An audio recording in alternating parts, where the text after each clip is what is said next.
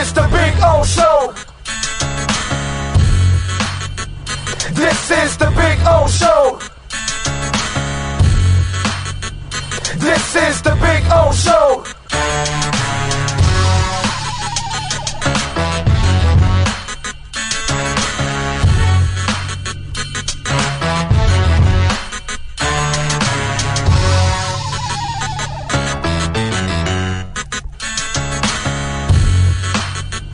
This is the Big O Show.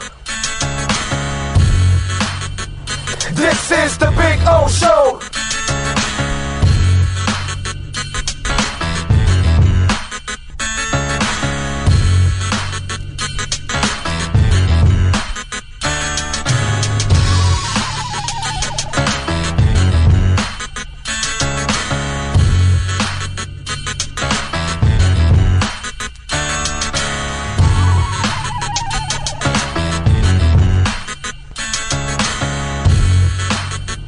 This is the Big O Show.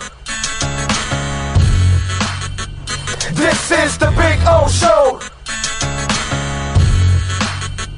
This is the Big O Show.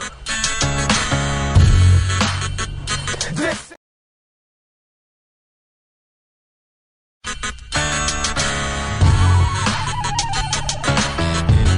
So here we are. I wanted to show you the backyard again because we had some trouble last time, but you know, cuttersedgepro.com does some amazing stuff, and they're the boys and the girl. They're having fun. There we go. Right, Maiden? Right, Bono? There we go. They're having fun. I'm having fun. Look at our Sylvester palm. It is beautiful. We got another one in the front yard like that. You can take your home and landscaping to the next level. And the artificial turf, look at that.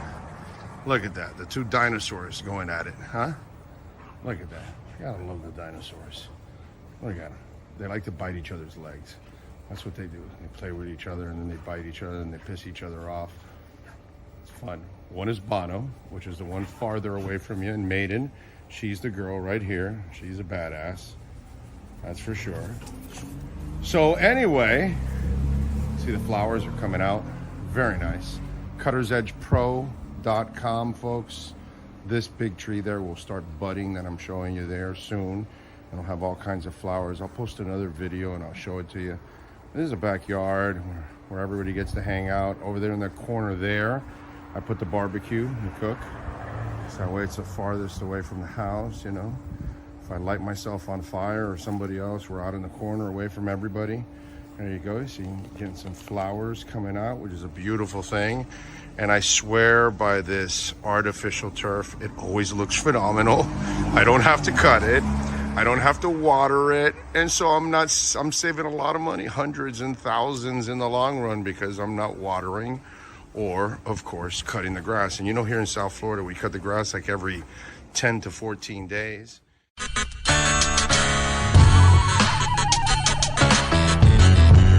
There's no need to drive around South Florida wasting valuable time looking for a new or certified pre-owned Acura. Go to the #1 volume sales dealership in the Southeast United States. Craig Zinn's Acura of Pembroke Pines. Purchase with pace and space in a dealership tailored to your needs. From home buying to providing that personal touch. Contact the 2020 Satisfaction Award winner Craig Zinn's Acura of Pembroke Pines. 888-776-5123. That's 888-776-5123. Or visit them at 15601 Pines Boulevard in Pembroke Pines.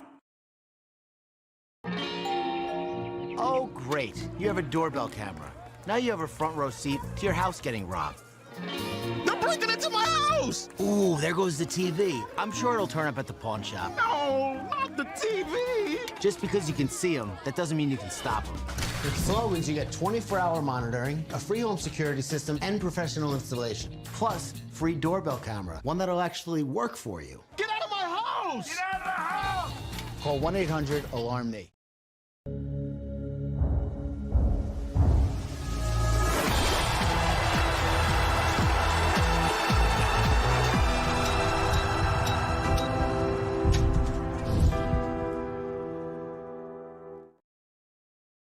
When presenting an award to an employee, athlete, executive, or fantasy GM, make sure you call Orvieto's Awards and More. For 35 years, these custom award specialists have been providing plaques, trophies, custom framing, while providing state-of-the-art laser and computerized engraving, UV printing, and glass crystal etching. They do all their engraving and printing in-house for quality control. Call Charles at 305-949-8098 or visit them at orvietosawards.com. Orvieto's Awards and More, where recognition is rewarding.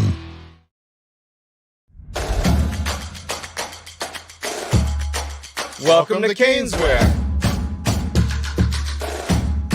New store, new items, same great experience. Family owned and operated since 2010, Caneswear has the latest merchandise from the Miami Hurricanes, Miami Dolphins, Florida Panthers, Inter Miami CF, and more. Come visit us at our store in Davie on University Drive, just south of 595, or online at caneswear.com. Caneswear, the spot Miami fans shop.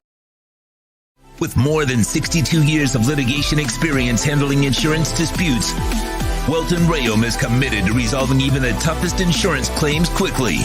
At Welton Rayom, they don't get paid unless you win. They handle complex personal injury claims caused by the fault of another in both state and federal courts. They handle auto, trucking, motorcycle, slip and fall, and bicycle accidents. Call 954-966-4646. That's 954-966-4646. Welton Rayom can help.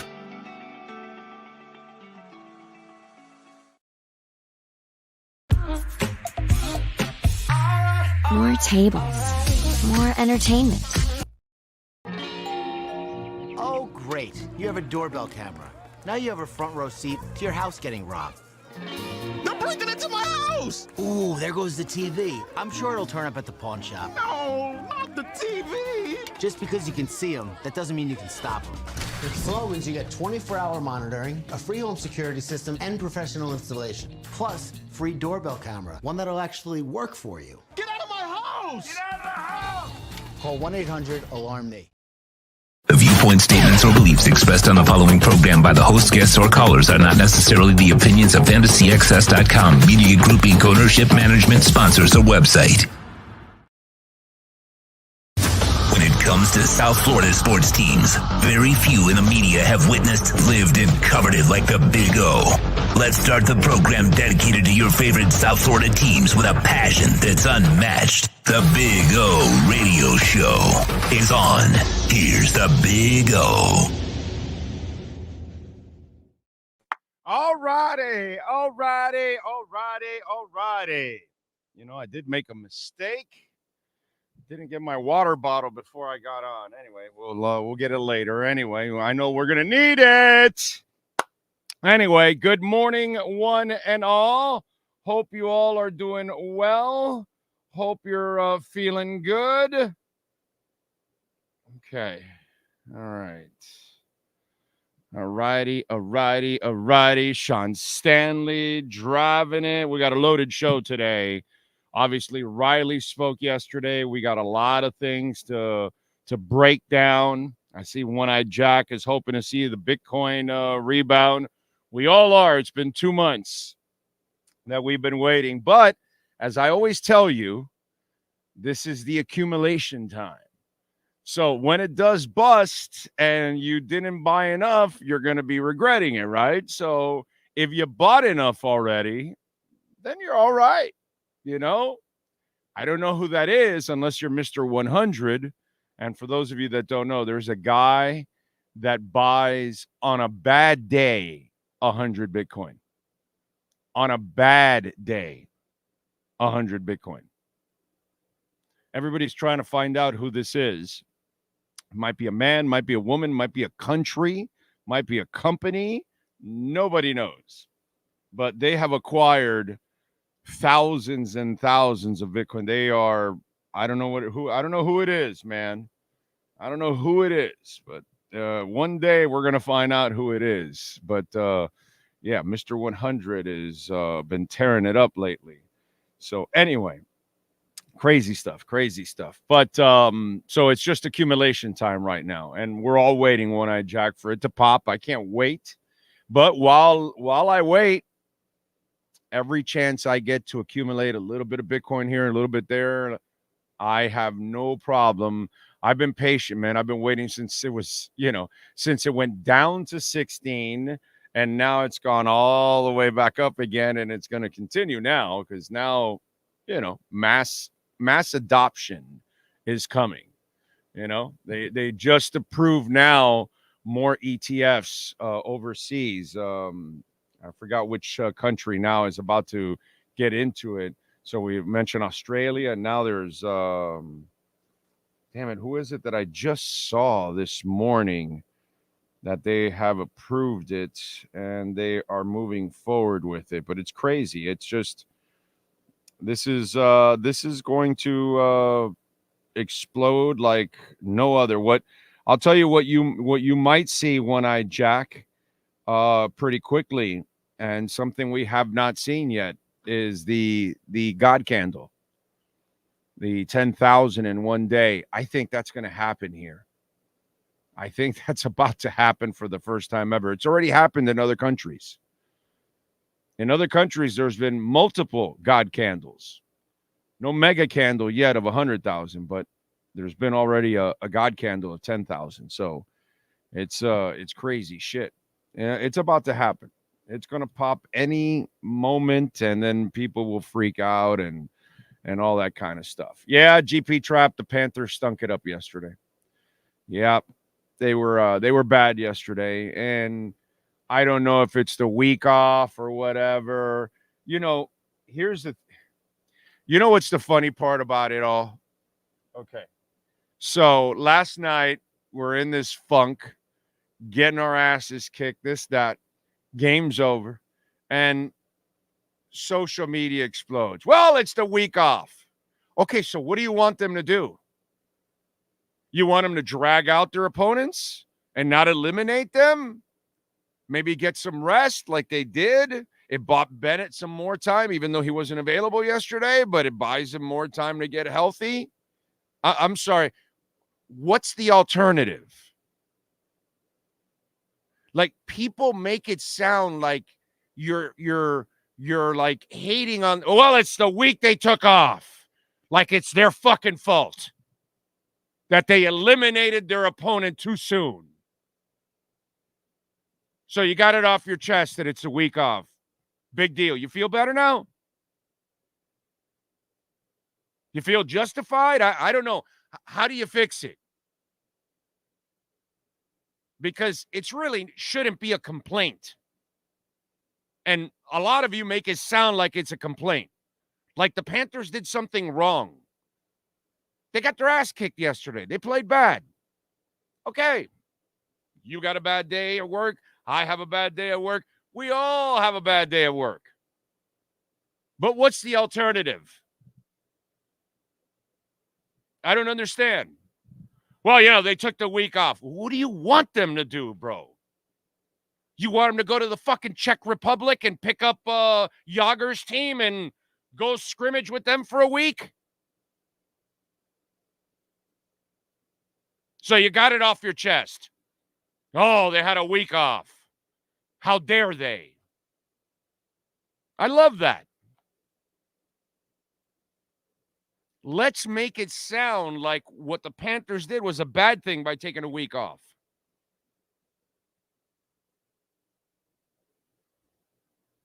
How about bad night? Let's go. Big deal. It happens. We got a series now, right? Somebody won on the road. So now you got to wake up. And did you not expect Boston to be a pain in the ass? I think we said it yesterday. Boston's a pain in the ass. There you go. 5-1. That's a pain in the ass. But I'm glad you all got, it was the week off. I got it off my chest. Those damn Panthers. How dare they take a week off? Let's use it like, like Jimmy Butler taking a year off. Okay, you got it off your chest. You feel better now? You solved the mystery. They took a week off. How dare they? They lost. Let's move on. Woo! Wednesday, 7:30. We'll see if they can right the ship and win. Manolo is in. Cosa Nostra is in. Steven Gonzalez. Too much rest. There we go. There's one. Steve Chapman. What are they supposed to do? Not rest, Steven? I'm not sure. What are they supposed to do? They eliminated the opponent. Should they extend it and risk more injuries?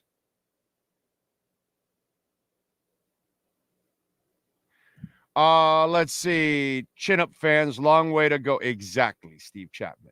Just one game. Let's go. Bad night. Move on.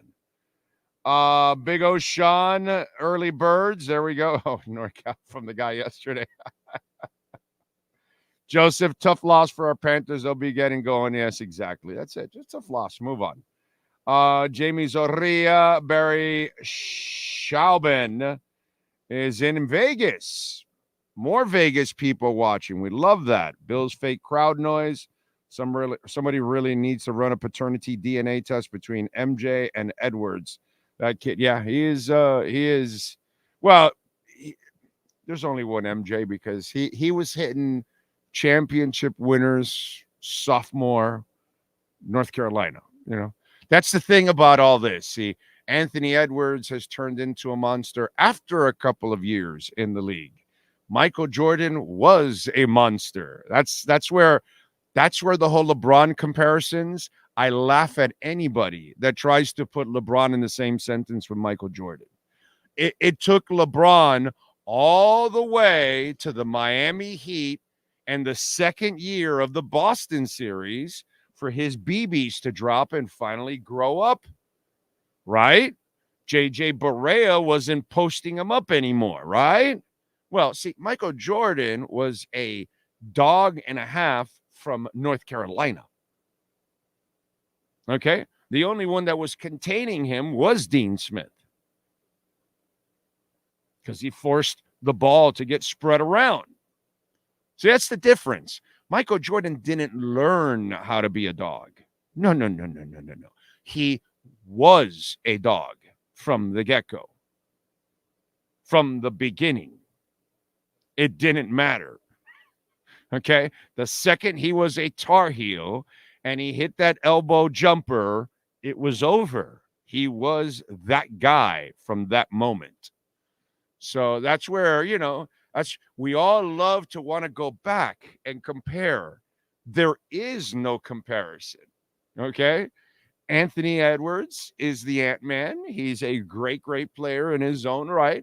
LeBron James is a great player in his own right. None of them are Michael Jordan.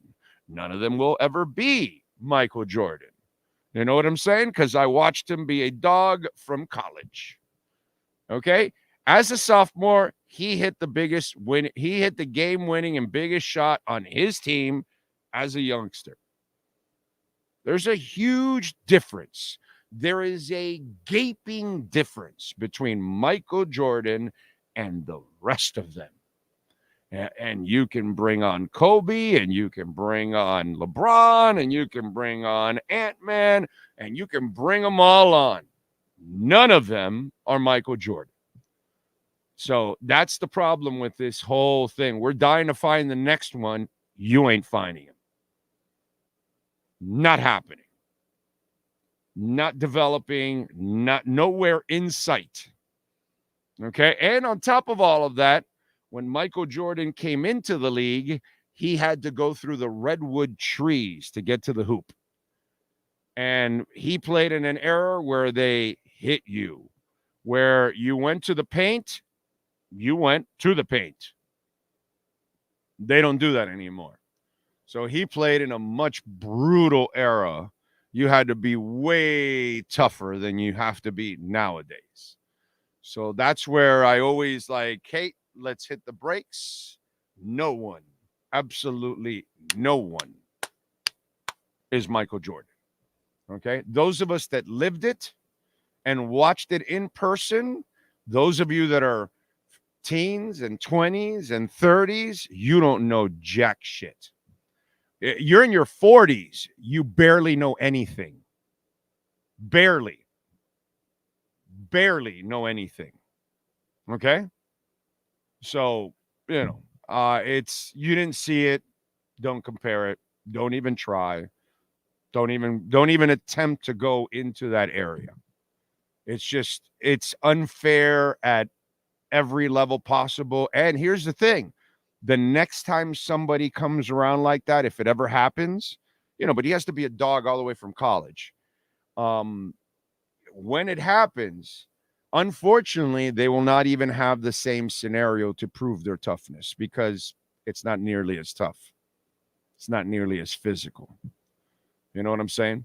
That guy came back from a broken foot in a day when you don't come back from a broken foot that quickly. Came back by the end of the season. That was just stupid shit that you never, ever saw in those days. You know what I'm saying? Michael Jordan is, I don't even want to, I never want to hear anybody compare anyone to Michael Jordan. I've never seen anybody like Michael Jordan, and I'm not a Bulls fan or anything, but I watched that guy. I watched that guy terrorize everyone. Us Heat fans, Knick fans, Pacer fans, Cavs fans, Jazz fans. I watched him terrorize all of us. There is nobody, absolutely nobody like Michael Jordan. Nobody. Giovanni in, Ray Sosa. It was great hearing Riley call out Jimmy. Yeah, I got plenty there to talk about. Jamie Zorri out in San Jose. Jay Gelfin loving a little Taco Tuesday. Yeah, we did look flat. Well, it happens, man. Alex, Dude 67, Fernando, Stetson O, NorCal streaming with the 2 accounts. You're a freaking stud. Jose out in Santa Paula, California. Thank you, Jose. I always love when you guys put where you're watching from. Aaron Hernandez. Yeah, I saw the Brady roast yesterday. That shit was hilarious, bro. That shit was hilarious. Wow, that was good. That was really good. There were very few bad moments. Very few, maybe a couple guys that weren't that funny. Giselle apparently is mad at all the divorce jokes. Here's the problem that we have nowadays with these roasts now. Everybody's too freaking touchy. The world is too PC. We can't joke around and joke about each other and make fun of ourselves.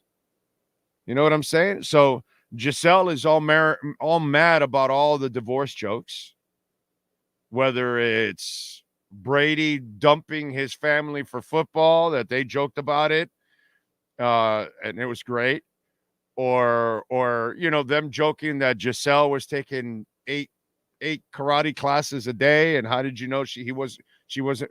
How did you not know that she was banging the teacher? All that kind of stuff. So she's mad. Aaron Hernandez's wife is mad because they made murderer jokes all the time about Aaron Hernandez throughout the whole thing. Okay. What are we supposed to do? Are we supposed to avoid the fact that Aaron Hernandez was a total freaking scumbag? He was a scumbag, low-life murderer, allegedly, right? I mean, that's kind of what was all proven. So what do you want us to do? It is what it is. How about don't be a scumbag murderer, and maybe we don't have to talk about it or joke about it, okay? Gronk's segment, now that one was extreme homophobic. I mean, I felt like I was 10 years old at Arbondale Elementary listening to somebody rant and rave about gays. Seriously, like it was an incredibly homophobic segment. That's the one segment that I even cringed. And I have a sense of humor and I can take shots at myself and others, and I can joke around, and it doesn't matter. I love watching Red Fox and Richard Pryor and the comedians that took it to the extreme of all extremes. I love them all. But Gronk's didn't really have that kind of, because he's a dumbass. So he doesn't have tact, and he doesn't have any way of,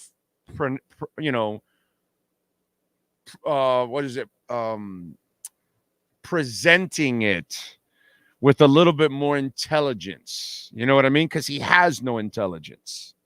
And by the way, apparently he injured somebody in the front row, of course, because he spiked a shot glass.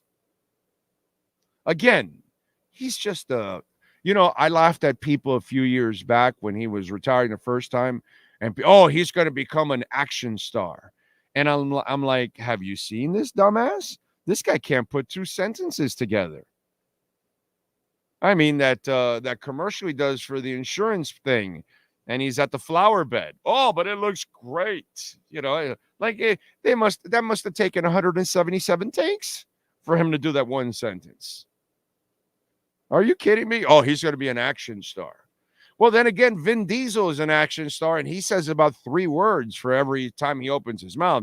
I mean, Vin Diesel. Here, Vin, we've hired you for this movie. Here's your script. Here's your lines. I guess he can be an action star. I mean, Vin Diesel has, his vocabulary in all these movies are, jump! Wrong inflection there, Vince. Let's change it up. Anyway, so besides the homophobic segment of Gronk, Kim K also got booed, which, that's kind of expected, but it was hilarious. I know when you first turn it on, the shit says 3 hours, and it's like, it's a good 2:55.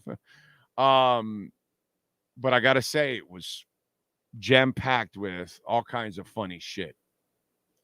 It was really, really, really, really, really good. I got to say, it was good. It was good. So if you get a chance to see the Tom Brady roast on Netflix, I think you should watch it. Okay. It's definitely worth it. Definitely worth it. Definitely worth it. Anyway. What else do we have? Big O, do you still have the funny sound drop of Iron Eagle saying the Jets have lost their swagger? Damn, you got a freaking memory. Holy shit. Yeah, I'm sure I have something about that somewhere. Let me see if I can find it. But yeah, why am I playing that? What did the Jets do that they lost their swagger? I don't know what happened there. Do you know anything there, Sean? What is Jeremy talking about, or is it just one of those things that they, I don't know, just hate out of it or something? Am I missing something? Did the Jets lose something? Did they do something stupid? Probably have it somewhere. I don't know if I can find it.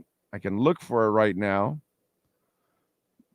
I can't promise that I can find it right off the top of my head here. Obviously, the Jets know something that, the people up here don't. Yeah, no, of course they don't. Definitely. Are you? The Jets have lost their swagger. There you go. There you go. Okay. It's obvious to me right now that the Jets just don't understand what the draft's all about. Is that what you guys want?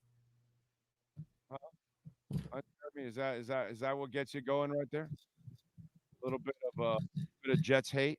Did they do something, Sean? What is it? I don't see anything per se, but there is an article saying that Brock Bowers was never a major NFL draft prospect. to the Jets. That's about the only dumb thing I see other than the normal stuff. Okay. All right. UCLA running back Freeman McNeil. As a season ticket holder of the Jets, I'm going to boo. Jets take the first round selection, quarterback Ken O'Brien of California Davis. Everybody said if Marino was going to be around at that time, they take Marino. Obviously, the Jets know something that, the people up here don't. New York Jets first round selection, fullback Roger Vick, Texas A&M. Johnny Lamb Jones, wide receiver, Texas. I think it's a good selection, but a very surprising one. New York Jets first round choice, Jeff Lageman, linebacker, Virginia. It's obvious to me right now that the Jets just don't understand what the draft's all about. The New York Jets select Blair Thomas, running back, Penn State. The New York Jets select Johnny Mitchell, tight end, Nebraska. So New York becomes tight end.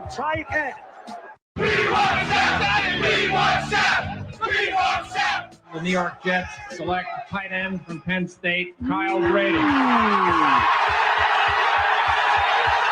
Ladies and gentlemen, our first real upset, I think, at this point in the draft. There. Brought you back some memories. Or nightmares if you're a Jets fan. Arturo Linares, I want to see all in Vegas, baby. There we go. So do I. I'm trying to get Sean and even Frankie in Vegas now. Do a little wrestling week for next year. Let's see. I'm 35. I remember watching the second 3P with my dad. Space Jam was my favorite movie. He was the biggest sports star by far when I was a kid. Every kid wanted to be him. Yes, sir, Chad. Sneak Attack said, you just said a name when people try to say LeBron is better than MJ. I always say MJ wasn't shut down by anyone. LeBron was shut down by the pride of Puerto Rico, JJ Barea. I mean, it's just, bro, it's just a silly argument. And just never put anybody next to MJ. Just don't. That dude was the most ruthless player I have ever seen in my entire life. Ruthless, bro. Ruthless. I've never seen anybody like MJ ever. And you know what it is about the people that tell you MJ's the shit? You want to know what it is? I'll tell you what it is. I'll tell you why those of us that are old enough to have lived all of this shit, okay, that we've watched everything from Magic and from the renaissance of the NBA all the way through, okay, because the NBA was dead in the 70s. By the late 70s, early 80s, that's when the NBA started to come to life because of Magic and Bird and got them off recorded playoffs and all that crap and got them to live television and became NBA fantastic. Okay. You want to know what it is about MJ that we respect, that we watched him build? He hit the big shot since he was young. But then when he got to the league, he got his ass handed to him early on by the Celtics and the Pistons. And there was a rite of passage. And that's a kind of an old school term, that there's a rite of passage, that you've earned your way. It wasn't just given to you. You weren't labeled the king before you were even the king. Nobody labeled MJ the king, even though he was developing before our eyes, but we didn't label him the king. He earned that right by winning in college, then going to the NBA and doing as he pleases as a player, but as a team, he took his lumps because his team was not good enough. And he could score 60 in the Garden and still lose. And he would then get punched in the mouth constantly by the Detroit Pistons because they were the bad boys. And then they finally built a team around him. He got players and nobody knew who the hell Scottie Pippen and Ho Grant was, and they turned into awesome players around him because he was the reason why he developed those people and gave them a lift and the confidence. And he ended up lifting a franchise to heights that it had never been to before. We watched MJ earn every damn bit of it. And then when he was on top of the mountain, he dominated that shit, dude. There's a difference with MJ compared to what you manufacture now from the get-go, where you're already telling me Wemby is going to be great, yet he's not great yet, but we see the talent, of course, and all that, but it's not something that's projected. It's something that was earned in those days. And to watch him take hits from all these brutal big men in the lane, you could never tell anybody of our age or older and talk that guy down ever. You'll never get away with it because we watched it. So, it's crazy stuff. Riley yesterday addressed the media, and we're going to go over a lot of his comments. Ira Winderman is going to join us now. I wanted to kind of wait to get heavily into it till Ira got on with us, and then we'll have some fun, and we'll talk with Ira about Riley's comments yesterday. We'll replay some of the comments for you also after Ira. We'll get into it on my end and give you my 2 cents on that. We've got more playoff games tonight. By the way, last night, the Knicks, they survived against the Pacers. That was impressive. And the T-Wolves, interesting, 2-0. That is a dominating performance. Tonight, it's the Cavaliers and the Celtics at 7, game 1 there. Mavericks and Thunder, 9:30, game 1 there. All right, let's do it. Let's talk a little Heat basketball with the one and only Ira Winderman and our Acura of Pembroke Pines Miami Heat and NBA report. Heat fans, time for the best insight of your favorite team with insider Ira Winderman, exclusively on the Big O Radio Show. It's the Acura of Pembroke Pines Miami Heat and NBA report. Here's Ira Winderman. Ira, how are you doing, sir? Very, very interesting press conference yesterday. And very interesting times for the Heat. I totally agree with that, Big O. Yes, and I was proud of it because it has to be addressed. Mm-hmm. It's an elephant in the room. You can't keep selling to your season ticket holders that your players aren't, and especially your stars, not going to be available. I'm sure it's not about just us media members. It's about a lot of season ticket holders and sweet season ticket holders that have probably pulled people aside in that building and said, hey, what the hell is going on here? I'm spending a lot of money and I'm not getting the entertainment that I paid for. And this has become a problem, not just in your regular season standings, but part of your business. And it's interesting when Dave followed up, because Riley started his opening comment talking about, because I've said it, the culture has taken a hit. It has eroded some, because as much as we thought Jimmy was part of this culture, he's also killing it, because part of this culture is everybody working at its best every day of the year, period. And so that's changed. And when I know Hyde followed up on it, he first denied it, but then he kind of admitted that, hey, this is something we've got to address and got to talk about. So I'm glad that they're addressing the obvious problem right now that is going on, because it isn't Heat culture what you're displaying out there for 82 games in the last 2 regular seasons. I thought that was Pat Riley's best postseason press conference in a decade, going back to smiling faces and hidden agendas. And the difference was, for people who aren't old enough, that was in 2014 when LeBron James was debating leaving, when the Heat was willing to do anything and everything to keep him, including drafting the player he wanted, Shabazz Napier out of Connecticut, including spending their exception money ahead of free agency, granted on Danny Granger and Josh McRoberts, but players they thought could complement LeBron, and then LeBron walked out the door anyway. The difference that year, Pat Riley had no control.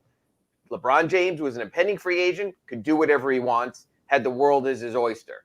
Jimmy Butler's still under contract. Pat Riley can still trade him. Pat Riley still controls the strings for a potential extension. So he made his thoughts clear. It was really interesting, the difference when Pat doesn't hold the cards and Pat does hold the cards. But for all these people, and I think this is important, Big O, who speak about Pat getting older, he's 79 years old, he controlled that room as if he was 69 or 59 or was on that cruise ship when he arrived with Mickey Harrison in 1995. He still showed, I can dictate the course here. I know what I stand for. I know what I'll accept, and I know what I won't. Strongest performance by a leading actor in the Miami Heat in 10 years in a Pat Riley press conference. Yeah, and so clearly the line in the sand has now been drawn by Pat Riley, talking about the extension. Like, no, dude, we don't have to talk about that for a year. And that's basically, there will be no extension this offseason because they want to see, apparently he said they had a conversation last year with the agent about games played, and apparently that didn't work. And so it looks like to me, Jimmy can ask, because you then asked that question about, well, what about if he asks for that extension? What are you going to do? And it's, well, hey, I need a commitment. So this year is going to be about, the late great Mad Dog would say, well, it looks like he wants Jimmy Butler from the state of Missouri, the show me state. Is, that's the thing that Mad Dog's line would always be. Well, then I think he wants Jimmy Butler to show him that he's actually committed before the Heat is actually going to commit. And again, there are two deadlines there, or an entry point in a deadline. July 7th, 12:01 a.m. is when LeBron James can receive an extension. June 30th, 2025 is the deadline for giving that extension. Nothing changes on the money, whether it's done July 7th, whether it's done June 30th a year from now. It still kicks in an extra year to his contract. Pat Riley, we have time. Player wants the money. The agent did what I'd expect any agent to do. He will ask at 12:01 a.m. for an extension and let him know that Jimmy will be upset if he doesn't get it. That's what an agent does. Whether it's Bernie Lee, Jimmy's agent, whether it's Drew Rosenhaus for half of the Dolphins roster, that's what an agent does and should do. The difference is we have a player here with a history of when he's not happy, he's even less of a player than he can be other times. And Big O, you just spoke about culture. Do you want your culture having to deal with that for another 11 months? You can say the culture is strong. It's across our chest in the uniform. It's across the court. We are who we are. But Big O, that things get in the way. That when you have you can't fold, Ira. You can't give him the extra year when he doesn't deserve it. And that's fine, Big O, but are you willing to deal with the consequences, or do you move off the player? See, I disagree. I think you're more likely to move off the player. Ira, you're a year late on this one already. Okay? I would have traded his ass last year. Live in the moment, Big O. Let's live in the moment. I was way on record on that shit already. I told everybody you should have traded him last year. Live in the moment. Pat Riley and the rest of you all are way behind me, just like X-Man. The fans did the same shit to me. 3 years ago when he had the 10 interceptions, I told Dolphin fans, now's the time to trade him. Now, no, we can't do that. No, you're a hater. No, I'm not a hater. I see the writing on the wall. You got to pull a Belichick. You got to get off the gravy train at the right time. The man had 7 interceptions in the following 3 seasons. I think I was right. And last year, you should have traded his ass after that last run. But you hung on, and look at what's going on with the body. The guy did not play last year. What'd you expect him to do? And here's the thing. Now you're in a brutal position. This is an exploding cigar, Ira. Nope. Oh no, yes it is. Nope. Oh yes it is. Here it is. I already predicted the exploding cigar last year. I'm going to predict it again this year. Now you're in a catch-22. You can't offer him an extra year because that would set a terrible example for your franchise. That's not Heat culture. Plus, he hasn't played in the regular season the last 2 years, burying you in the standings. So you got to make him play out. And if he gets pissed off, then you need to part ways. But the problem is, if he sits there with his agent now and says, oh, I promise that I'm going to play, just give me the extension. The real problem we have now is Jimmy Butler can no longer sign the checks because his ego is trying to cash checks that his body can't. He no longer see. Here's the difference now. I believe that Jimmy Butler is done. His body is cooked. So if the Heat want him to play every day, there's no way he could ever do that. And he knows it because if he plays every day, he will break down and he will prove to the Heat that he can't get that contract. So we are headed for a showdown. We are headed for problems with Riley and Jimmy. And Riley is the first guy that drew the gun finally. So I think we're headed for a load of shit, whether you want it or not, because Jimmy Butler's body no longer can get it done on a consistent basis. Big O, when's the next date that the Miami Heat play a game that matters? Roughly calendar-wise. When's the next day the Miami Heat play a game that matters? October, November, right, start of the season. Here's my point. I'm going to take your exploding cigar analogy and turn it instead to one of those fuses that's burning toward the explosion. Okay. There's still time. And I believe there's still a market because the one thing the NBA has shown, desperation forces teams to take chances they might not otherwise. Okay. The 76ers held a press conference yesterday, said we need a player who can produce in the playoffs, who is a proven wing. Hello. I believe Pat Riley's going to let this simmer. He's going to see how it plays out. He's going to go by body language. He's going to go by comments by his player at the Grand Prix in Miami or the next major media event when TMZ corners him, what he says about the Heat. And if he has to, he trades him. The Miami Heat, Pat Riley, Mickey Arison, Nick Arison, Andy Ellisberg, Eric Spoelstra will not allow this to fester. They have seen unhappy players. They have moved unhappy players. Shaquille O'Neal, the year after everything went fine, playoff crash and burn, you're going to Phoenix. We'll deal with Sean Marion, Jermaine O'Neal. We'll get this boat. We'll get this ship back on course. We've done it before. We can do it again. We found a way to get rid of Dion Waiters. We found a way to get rid of James Johnson. We will find a way. I think if we're talking about our sort of our bingo card, and one of your bingo card squares is extension. Don't think you're going to have to put your little blotter there for that. Don't think it's going to happen. But if one of your bingo cards says trade, to me, that's like the X in the middle of the bingo card. I think that's the most likely outcome here. I think Pat Riley greased the skates. And I'll tell you what, Big O, if they were not thinking about trades, Pat would not have taken that approach. And what everyone is getting wrong from the quote yesterday, when he says, when the question was, are you willing to trade Barry Jackson? He said, no. Barry, and he says, no. Pause. Yeah. Not right now. Of course not. Now, I don't need him to make a trade. Listen, I tweeted out right away from that. It was like, what's he going to say? Yes, and create a big. But he even added a qualifier there. He didn't just say abject no, and I dare you to try to catch me in this being wrong. He put a qualifier in. He says, no, not as of now, not right now. I don't need Pat to make a trade on May 6th or May 7th or June 7th or July 7th or August 7th. There is plenty of time. Hell, we learned last year Dame Lillard didn't happen until on the eve of the season. You can always make a deal when you need to, when you have to. The Heat will monitor the situation. Now, here's the other part of it. I don't expect this to happen. It also could play out this way. You know, Pat, it's a pretty good performance, and you made some good points. I don't want an extension. I'm going to bet on myself this season, and I'm going to show you. No, I'm just saying. There is a chance. Whatever you want to put it, Big O, 5%, 4%, 2%, 0.5%. I'm saying if that plays out, I'm willing to go there. We always talk about a hungry player. We always talk about contract years. You've seen it in football and hockey and baseball and the NBA.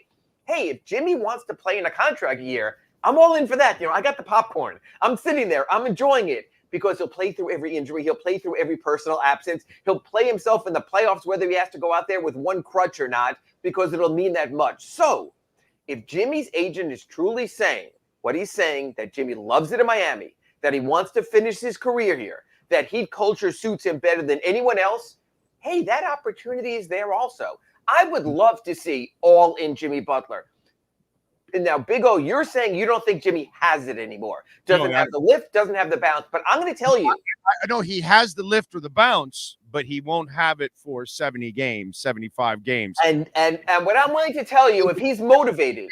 I believe now it's impossible for his body to play 70, 75 games in the regular season and play in the playoffs. I don't believe his body can ever hold up again. And that's why he paces himself, because he knows his body is done. What if Jimmy Butler next season plays 72 games? That's the number Pat put out there.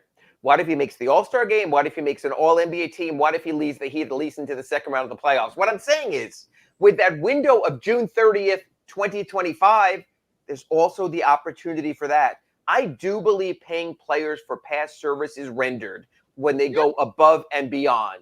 So we can also wait to see how that plays out. Now, all of that said, my man, you already did it this year and the next 2 years.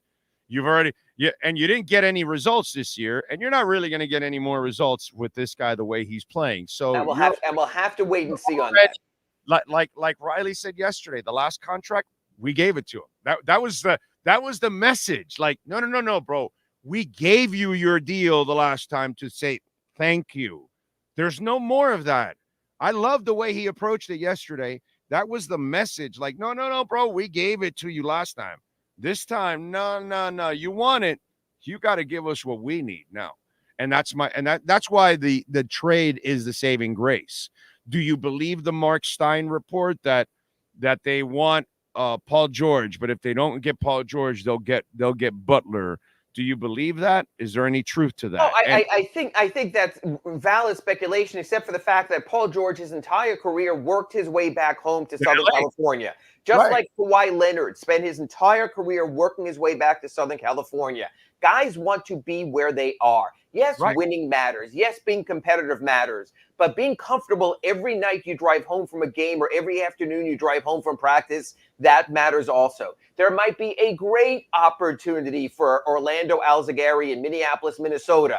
But I got a feeling you'd rather drive home to your house in Miami and do that, so we all make those choices. I don't see Paul George to the Sixers and getting into that crap show as being something that's attractive. I do know this. Jimmy Butler is very, very close with Joel Embiid. They're good friends.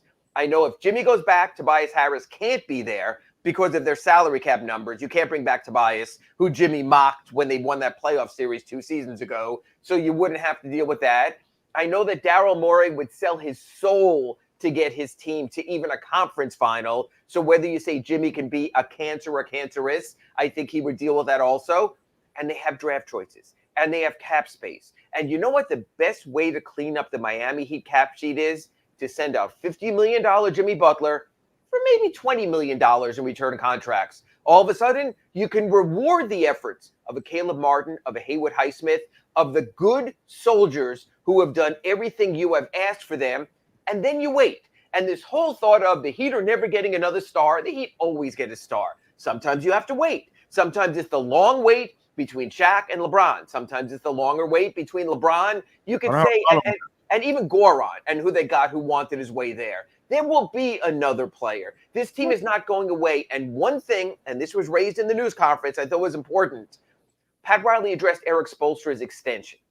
And what we have now is a new face of the franchise. Because you know what, Big O? You even heard the respect the Celtics gave Eric Spoelstra when they said, we don't care that the Heat have a diminished roster. We're worried about Spoelstra because he's damn good.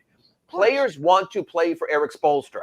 No state income tax, it's a bonus. Heat legacy, it's a bonus. They have all that. But there is a new face of the franchise in town, and that's Eric Spoelstra, Olympic assistant coach. He'll be working with a lot of those guys in Paris this summer. He already worked with them in the Philippines last summer.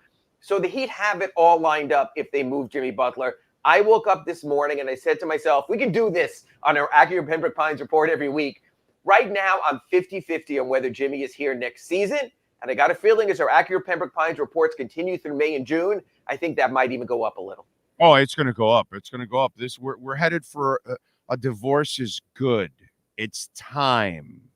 It's kind of run its course. And it could benefit all parties involved. Gets Jimmy back in the playoff race, helps the Heat reset, gets rid of a problem, reestablishes the culture. You could this is one of those, both sides are amicable. They're going to share custody of the children, and they're going to move forward, and they reach an agreement that no one disparages the other, although I think that's really hard for Jimmy to do. But this is the most important thing out of all of this. Ladies and gentlemen, okay, I'm not talking to you, Ira, because you're going to know what I'm about to say. Do you want a star? Okay, stop with the bullshit. And the problem why you don't get a star over the last couple of years is you have no ammo. You have no ammo. And so by trading Jimmy, guess what you're about to get?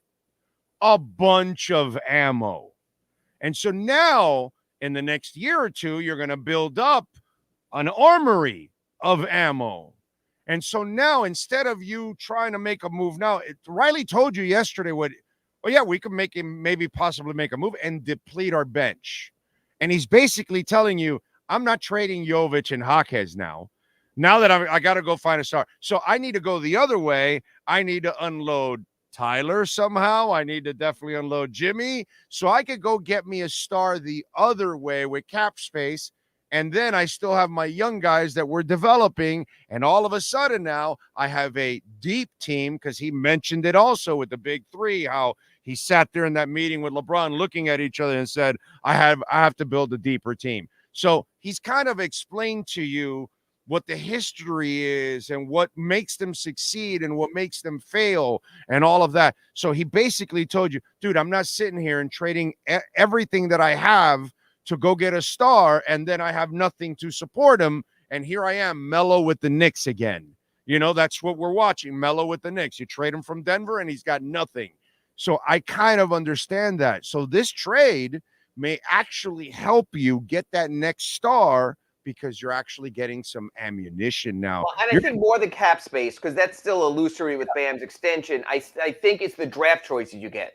Yes. All of a sudden, you're one of those teams. You have 2 of your own, 3 from Philadelphia. You have this whole, and you know what? And then if you have to throw in a Jaquez or a Jovic, but not both, you can do that also. So you can say, okay, here's a salary in Tyler or Terry. You know, it's almost like one of those like old Chinese menus, column A, column B, and column C. Okay, from column A, you take a salary. You can take Terry, you can take Tyler. From column B, you take a young prospect. You can take Jaime or Nikola. And from column C, you can take 3 draft choices. That's how NBA trades are made these days. So what the Heat needs to do is replenish each of those columns. Column B is there. Young, intriguing prospects. Jovic and Jaquez. Column A is there. You might not have liked the Robinson, the Herro, and the Rozier contract being taken on. But those are sweet spot numbers from 17 million to 30 million that you can package in a deal.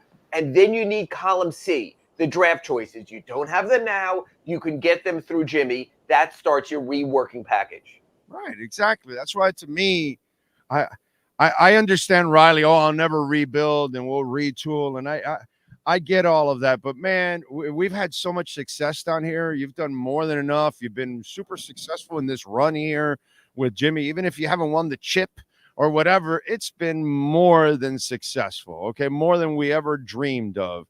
It's all right if you take a step back or two. In the process, I find it exciting that you're developing. Okay, but you have to say that to me every week we're on next season with the Acura Pembroke Pines report for this reason. Let's say you take Jimmy out for assets. You're probably starting Jaime Jaquez Jr. in his place. Big O, are you going to be okay with a 42 and 40 record, 43 and 39 next season, if that's what happens? Because let's face it, right now, from Jimmy Butler, even in his diminished state, it's still a step back down to Jaime as he sort of moves up a little bit. The Heat will not be as good of a team if you're offloading Jimmy Butler for assets. You have to accept that. They went 46 and 36 this season. They'll come down 43, maybe 41 and 41. Are you willing to accept that for a year or two if you see a future? I have zero issues with that because I'm the guy that keeps telling you they're going to keep failing on getting stars because they don't have the ammunition, because they've made so many bad decisions in the last 10 years. You know, I explained this prior to this show last week. You look at the Heat blueprint the last 10 years, it's completely different than the blueprint of the first 20 years. The first 20 years was about really acquiring real stars. They have not been able to do that the last 10 years.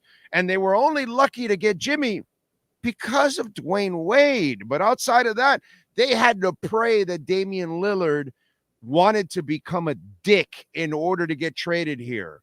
That's not in his DNA, and he ends up getting shipped to Milwaukee because Miami didn't have the sexy things to trade. And that's been their problem for the last few years. Every time we keep thinking about whale, fishing, you always fall short. And why? Because you don't have the ammunition. We keep lying to ourselves here in Miami. They were already starting. Well, they're going to go out and try to get a whale. No, you're not. You don't have anything to get a whale, bro. You're not going to get shit. Stop it with that already. You got to take a step back to go get that whale and take a step forward. You took he even talked about it, the 2 years where this is what you're talking about. You're with Rasul Butler and Dwayne Wade, and you're winning 42 games, and you're barely getting in the playoffs. But in the process, you're creating cap space, and you're getting ready for 2010. We were patient then with that. Why can't we do that again? If you're patient, you can. The difference is what happened before 2010 was a single championship and the unknown of being a legacy franchise. The Miami Heat have raised the bar of expectations. When you raise the bar of expectations, you add that burden to your team that, hey, they've been in the finals 2 of the last 4 years going into this season. We expect that. If you tamp those down and you have a reasonable fan base, you can. If expectations, because of winter misery Pat Riley, have put your team in a different place, that's when it becomes a bit harder. Yeah, we had winter miserable Pat Riley in 2008 and 9, and we were patient, and we understood what they were trying to do. Let's be smart fans now, and let's understand what they're trying to do. And if you're able to move Jimmy, now you're acquiring assets that you need in order to go and get a younger star that is more available to you throughout the year, because Philly's going to trade for him and they're going to find out he's not going to be available to them like they thought that he would be. You know what I mean? So to me, this is the best way out for the Miami Heat. We're in a rut where we're watching them just chase their tail. And I give by the way, I love Stan Van Gundy, because what he said last week, where they were putting too much expectation constantly on Eric Spoelstra, that's exactly what I've been saying. They've been riding Eric Spoelstra's coattails here for years. They're not giving him enough, and they're asking him to be a miracle worker every single year. When you gave him enough, he'll win you titles. When you don't give him enough, don't sit here and, I heard some people tell me this year that they thought Eric Spoelstra underachieved. I feel like punching you in the face if you tell me that. Seriously. I feel like punching you in the face if you tell me Eric Spoelstra underachieved considering the situation that man is in. I mean, give me a break. This guy is a god, bro. And what he does every year, are you kidding? For him to win a game in the Celtics series was just absolutely amazing. Watch Cleveland and Orlando. Unimpressive. 7 games where they all won their home games. They're no threat whatsoever. I wouldn't fear any of those two in the playoffs right now. They can't even win a road game. I'd fear Eric Spoelstra because he can win a road game with 5 slapdicks.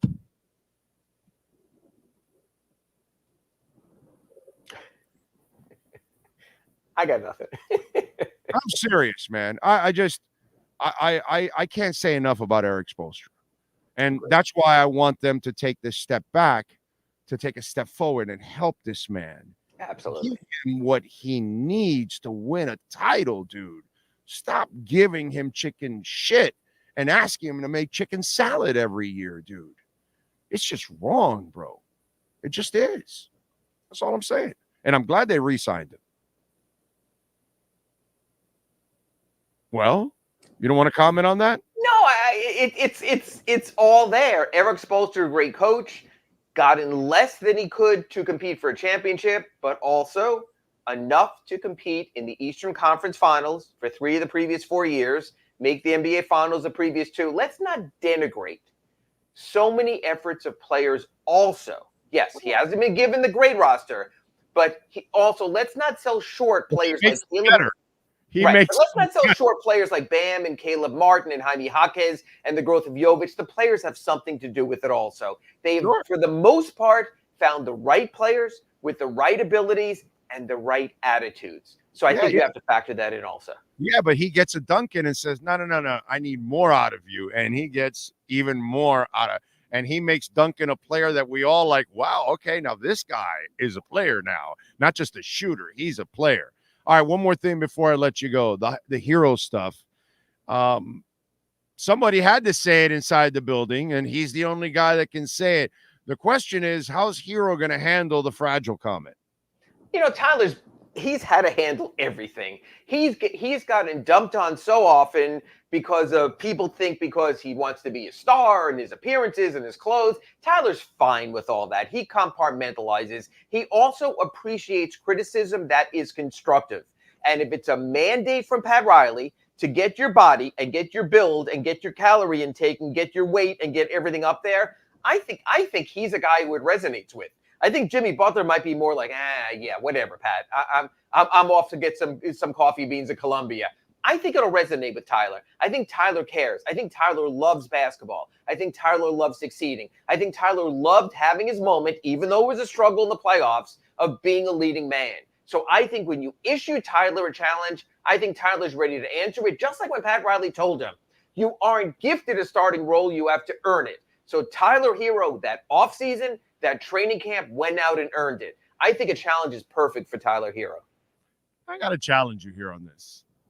Because, as you know, I've been saying, bring his ass off the bench. And you kept battling with me about, well, you know, they might be worried about his feelings if they send him to the bench because he's been dying to be a starter. Now you're telling me that he can compartmentalize and handle all of that, when deep down inside, I think we all feel the same way that UD does, because I felt that way before UD. He's a 6 man. That's where I like him as his role. And I think a lot of people are that way. You constantly told us that they would be worried about his feelings if they sent him to the bench. And I said, to the hell with his feelings. I don't think he deserved a demotion, but I like what Pat Riley said yesterday. He's a starter in this league. He's a star, but it's up to Eric Spoelstra. And this roster has not been fully explored since the Terry Rozier trade. They will have an offseason. I think it's a lot easier for Spo to go then, okay, Terry's here now, Tyler. The mix is different.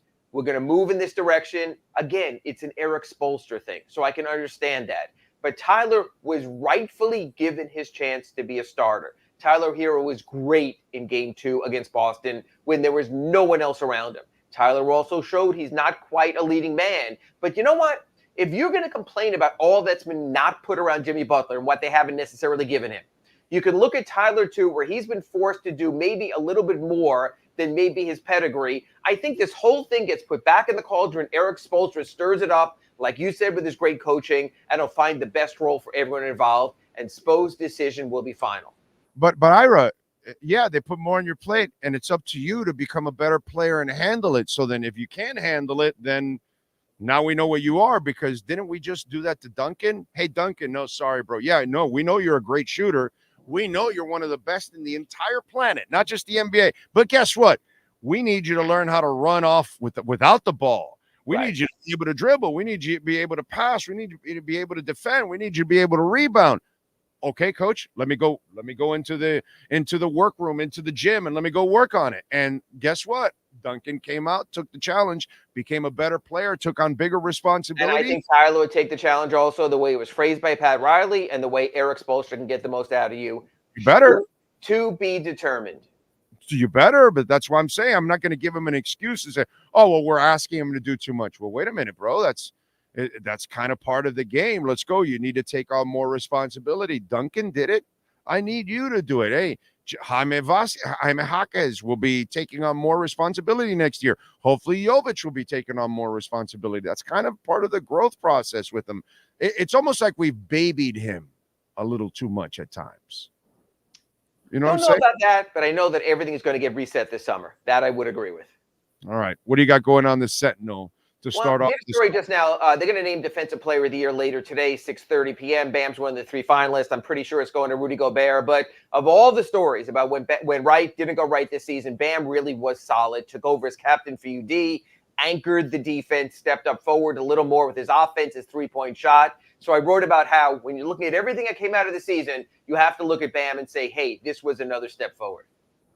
Follow him on Twitter at Ira Heapy and catch his exceptional work there at the South Florida Sun Sentinel. Ira, as always, have a terrific week. We'll catch up next Monday, sir. Next week on our Acura Pembroke Pines Report. Thanks, Big O. Thank you, sir. Hour number 2 of the Big O Radio Show is next.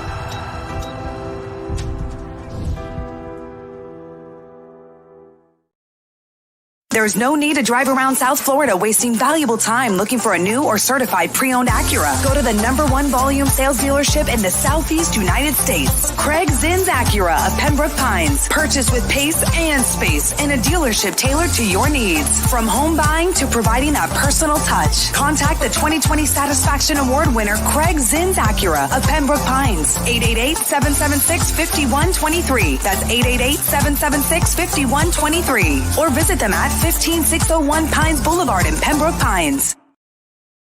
When presenting an award to an employee, athlete, executive, or fantasy GM, make sure you call Orvieto's Awards and More. For 35 years, these custom award specialists have been providing plaques, trophies, custom framing, while providing state-of-the-art laser and computerized engraving, UV printing, and glass crystal etching. They do all their engraving and printing in-house for quality control. Call Charles at 305-949-8098 or visit them at orvietosawards.com. Orvieto's Awards and More, where recognition is rewarding. Welton Rayom has more than 62 years of litigation experience handling insurance disputes. They're committed to resolving even the toughest insurance claims quickly. Call them for a free consultation. 954-966-4646. At Welton Rayom, they don't get paid unless you win. Property damage claims to your home, business, or condo as a result of a hurricane. Welton Rayom can help. Water, mold, fire, smoke damage, Welton Rayom can help. Call 954-966-4646. The viewpoint, statements, or beliefs expressed on the following program by the host, guests, or callers are not necessarily the opinions of FantasyXS.com, Media Group Inc. ownership, management, sponsors, or website. When it comes to South Florida sports teams, very few in the media have witnessed, lived, and covered it like the Big O. Let's start the program dedicated to your favorite South Florida teams with a passion that's unmatched. The Big O Radio Show is on. Here's the Big O. All right, hour number 2 of the program. Let's do a little recap here. Arturo Linares, thank you for the super chat. I want to see you all in Vegas, baby. Cruz Ruiz, thank you for the super chat. Sounds like a certain QB in Miami. I don't know what that means, but whatever. Let's see. Who else?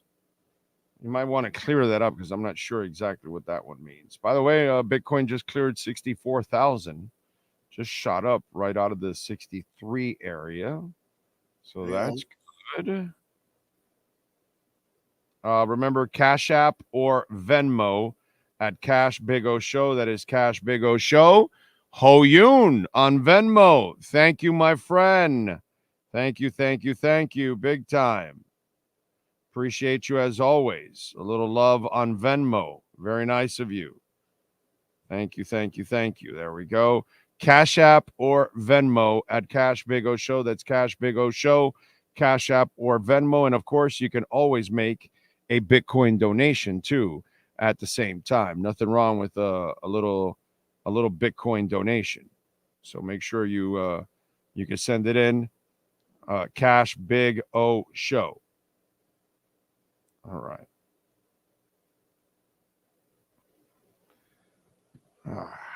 Let's see. What else do we have going on?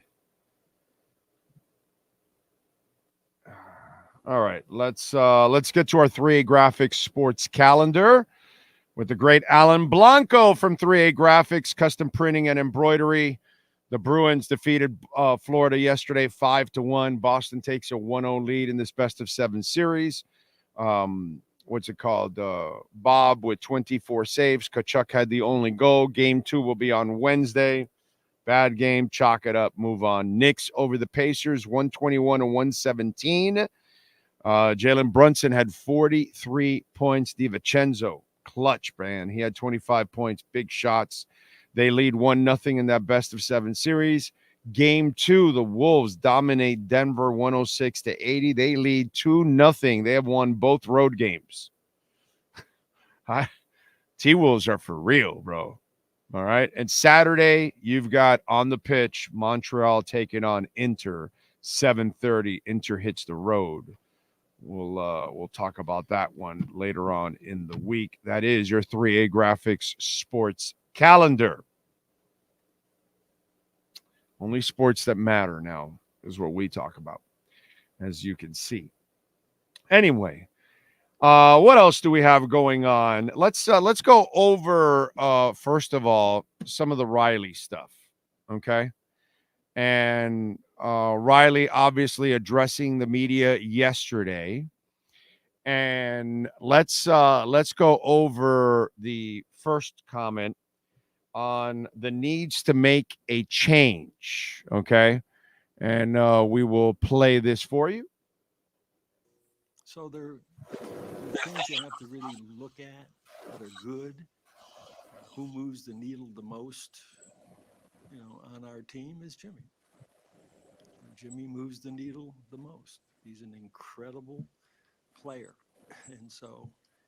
And what I said at the beginning, about change is he's got to give it some thought himself,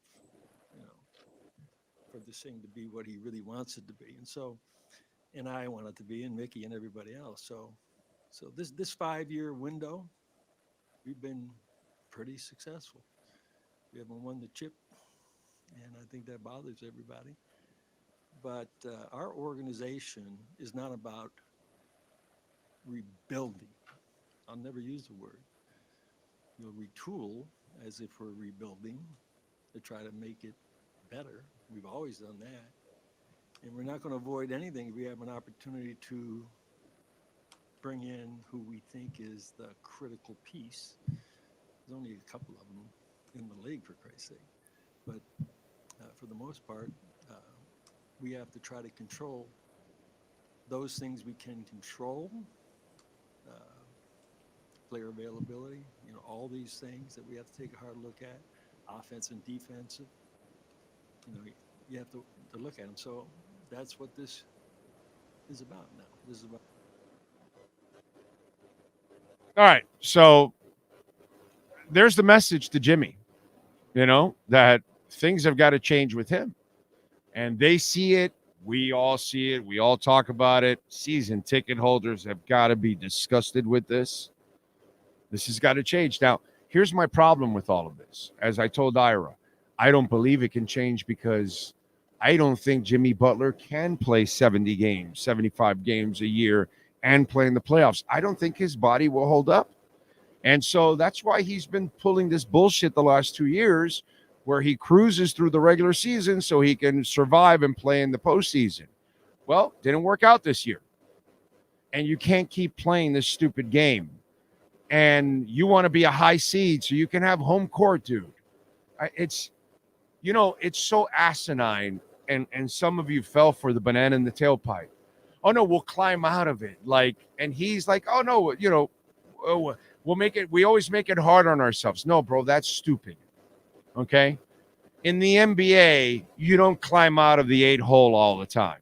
Has it happened a couple times? Sure, it's happened a couple times. Is it normal? No, it's not normal, bro.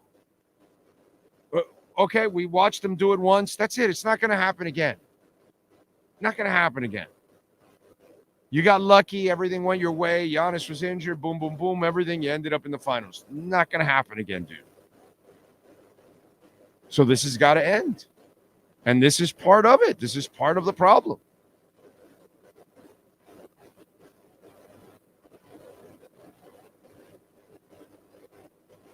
And there we go. Okay.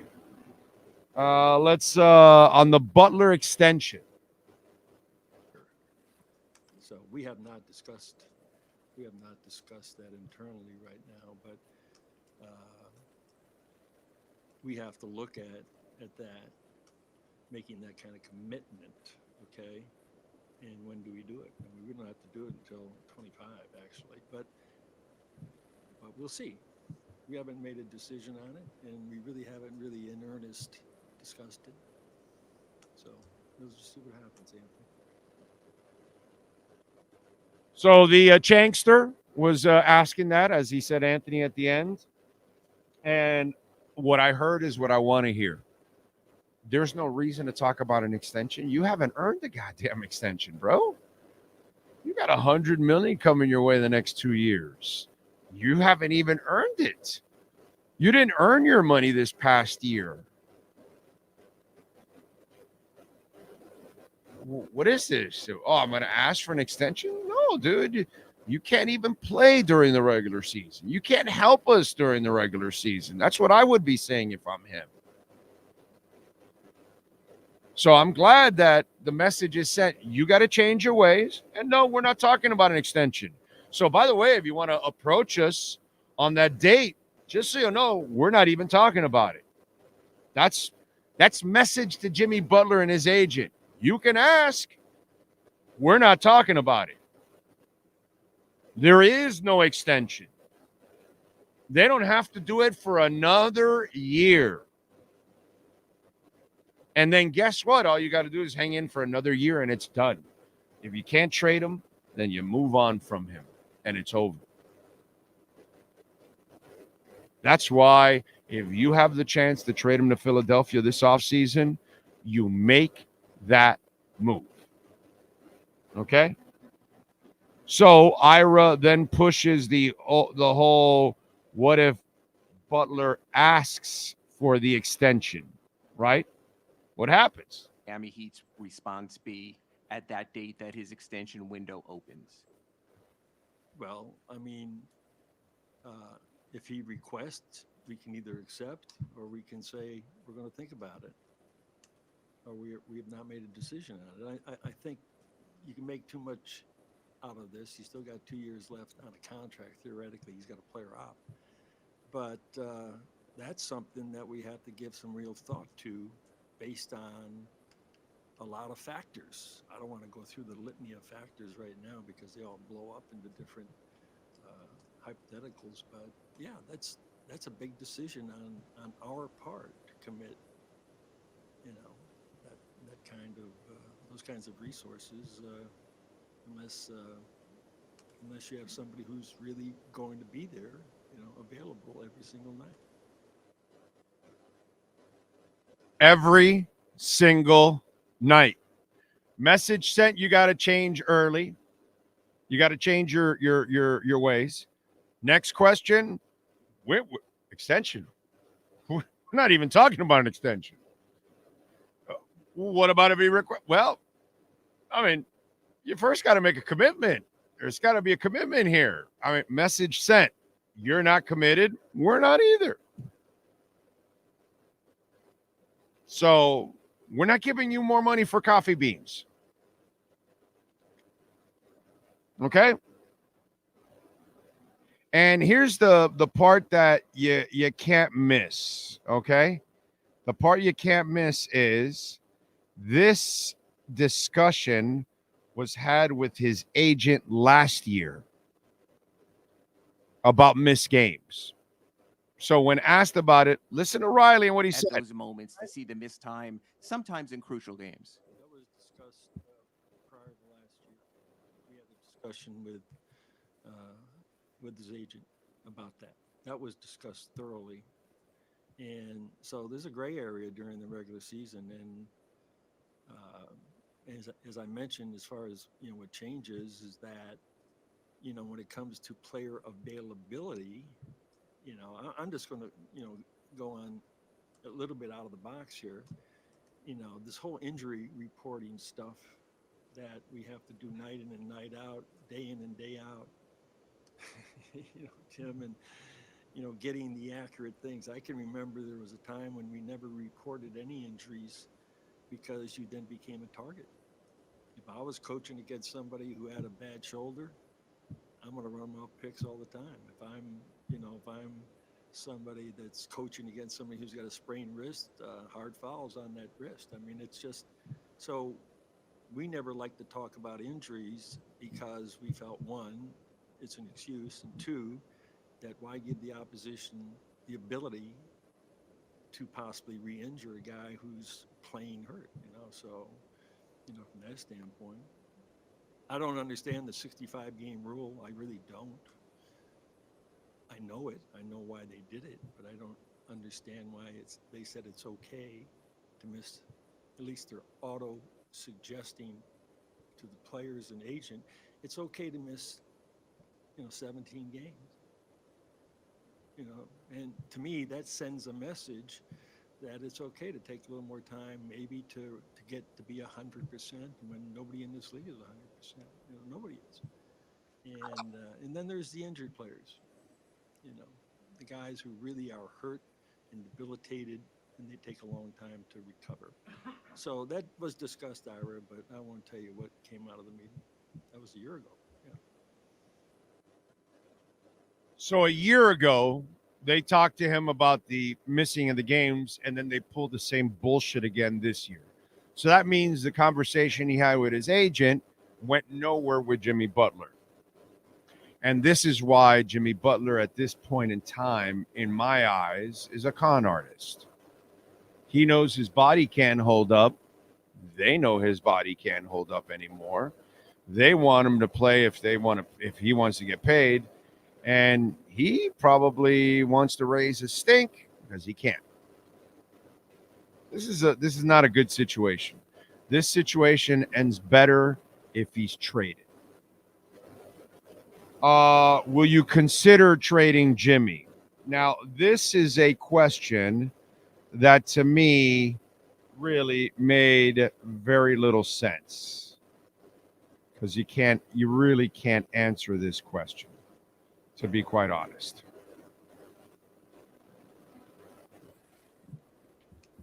Not right now. I appreciate the question, but that one is that,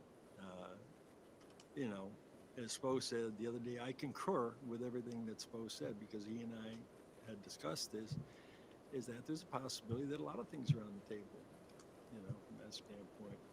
And it's not necessarily getting another star, You get another star and then your bench gets weaker, probably.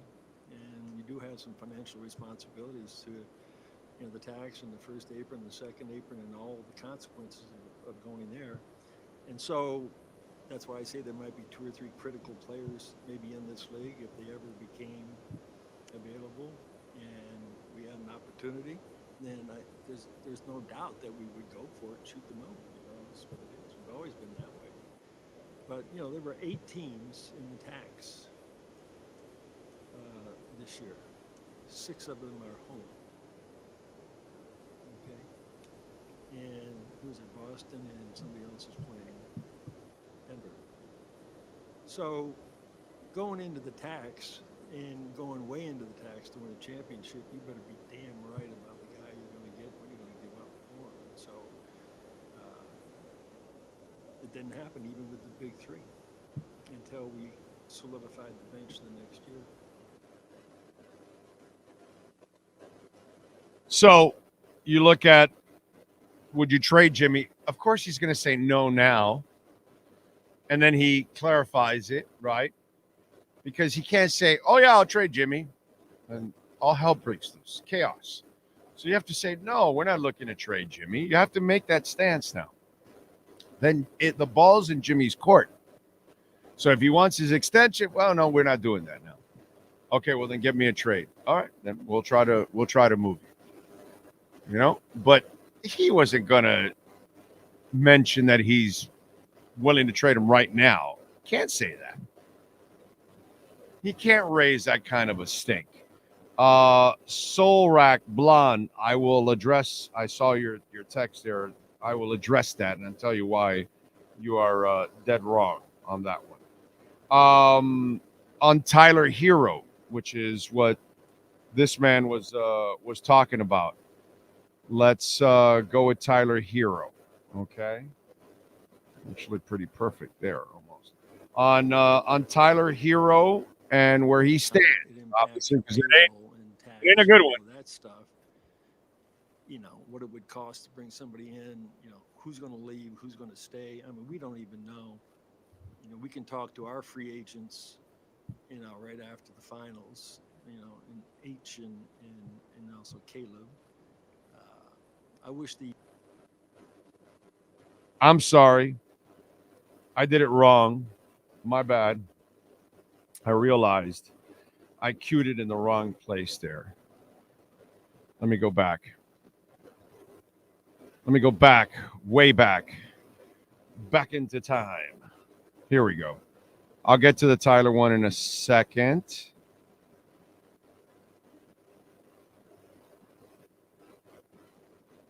Perfect. Actually, we'll get to the Tyler in a second. This is more about the culture eroding. This is Dave Hyde asking it. Is it that the way it was 20 years ago?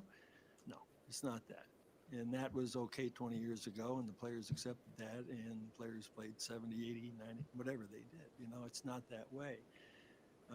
The generational change in these contemporary players today, younger players that, hell, don't even know what 20 years ago was about, you know, how they conduct their lives, how they train, what they take as important. You know, you're either in or out, you're either with or against everything that it is that we're talking about trying to do to win. And if we're not getting it, then we have to change some things and come to some different conclusions, you know. So, but did it erode? That's something that we're going to talk about. And where was the erosion? You know, where is it? You know, so, and that's going to be discussed, Dave. So first he says no, but then he says, where was it eroded? So he knows it's eroding because we talked about it here on the show. Okay? The culture's eroded. It's funny how Jimmy fit the culture and he doesn't fit the culture. It's interesting. He fits the culture because he wants to play hard and win, but he doesn't want to work hard during the regular season. So you kind of fit, but you don't fit. And he knows it. He knows the culture is eroding. His season ticket holders are like, yo, I'm paying all this money, and the players aren't playing. Jimmy Butler's taking the third game off. I saw him yesterday at the tennis tournament, and then now the next day he's taking it off because he's sick. What kind of bullshit is this? Michael Jordan would be gambling till 2 a.m. in a casino, and he'd show up the next day and put 40 on your head. He didn't use the casino, or didn't he play with the flu? The culture has eroded. The Heat culture has eroded, and he's got to do something about it. He sees it because he said it. But the way this culture is nowadays, you can't allow these players to get away with this kind of bullshit. You just can't. Butler talking about playing if he was healthy. I love this quote, against the Knicks or Boston, right? I've been involved in competition in the playoffs against certain opponents that turned into hate. Even since we've been here, I hate to use that word, but the competition gets so tough that you don't like one another. And so we played Boston 4 times, I think, in the playoffs since Jimmy's been here. So, you do develop some dislike for the other team, but they are this year, I think, the best team in the league, with the best roster in the league. We made some great moves. Brad Stevens did a great job in getting Holiday and Porzingis. They built their bench a little bit differently. And, for him to say that, I thought, is that Jimmy trolling or is that Jimmy serious? If you're not on the court playing against Boston or on the court playing against the New York Knicks, you should keep your mouth shut in your criticism of those teams. Had to be said. Now, listen, I'm sorry. I'm checking. Sean, do you want to help me here a second? Are there any banners from Jimmy Butler's teams the last 4 years above the arena? No, right? No, not championship, right? No. I mean, that's what it's about, right? Didn't the coach say earlier we haven't won the chip yet? Right. Okay. Because it's about winning the chip. So let me ask you something. So Jimmy Butler has no titles. This Knicks team that's playing now, do they have any titles? No, right? No. Does the Celtics team have any titles? No. No. Okay. So what's there to talk about from Jimmy Butler? You haven't won a title, neither have they. Shut the hell up. Oh, and by the way, they've got a better chance than you do, Jimmy, at winning a title. You know why? They're still in the playoffs. Oh, by the way, you left the Minnesota Timberwolves and Karl Anthony Towns. They're dominating. They're up 2-0. They played hard during the regular season. So did the Knicks. It's interesting, huh, Jimmy? Like, brother, I get it. You've had a nice run, but you haven't won a title or anything. You are nobody, Jimmy Butler. Let me explain that to you. Pat Mahomes can talk about other people, and he does it. But he can do it because he has titles. He has rings. Pat Riley can say, you're lazy because he has rings. You understand? You don't have any rings, dude. The fuck are you talking about, Jimmy Butler? Brother, you could talk about coffee beans if you want. But that's some weak shit. Oh, if I was there in the Knicks or the Celtics, you're not there, brother. You don't play enough to be there. Shut the fuck up. And guess what? The Minnesota Timberwolves are better without you now. Holy shit. They got rid of Jimmy a couple years later. They get the right people in place, not Jimmy Butler, and they're the number 1 seed. And now they're bitch slapping Denver around. Could you bitch slap Denver, Jimmy? Because I don't think you bitch slapped Denver last year. I think Denver bitch slapped you. But you know that Minnesota team you left? They're bitch slapping people now. They'd bitch slap you too.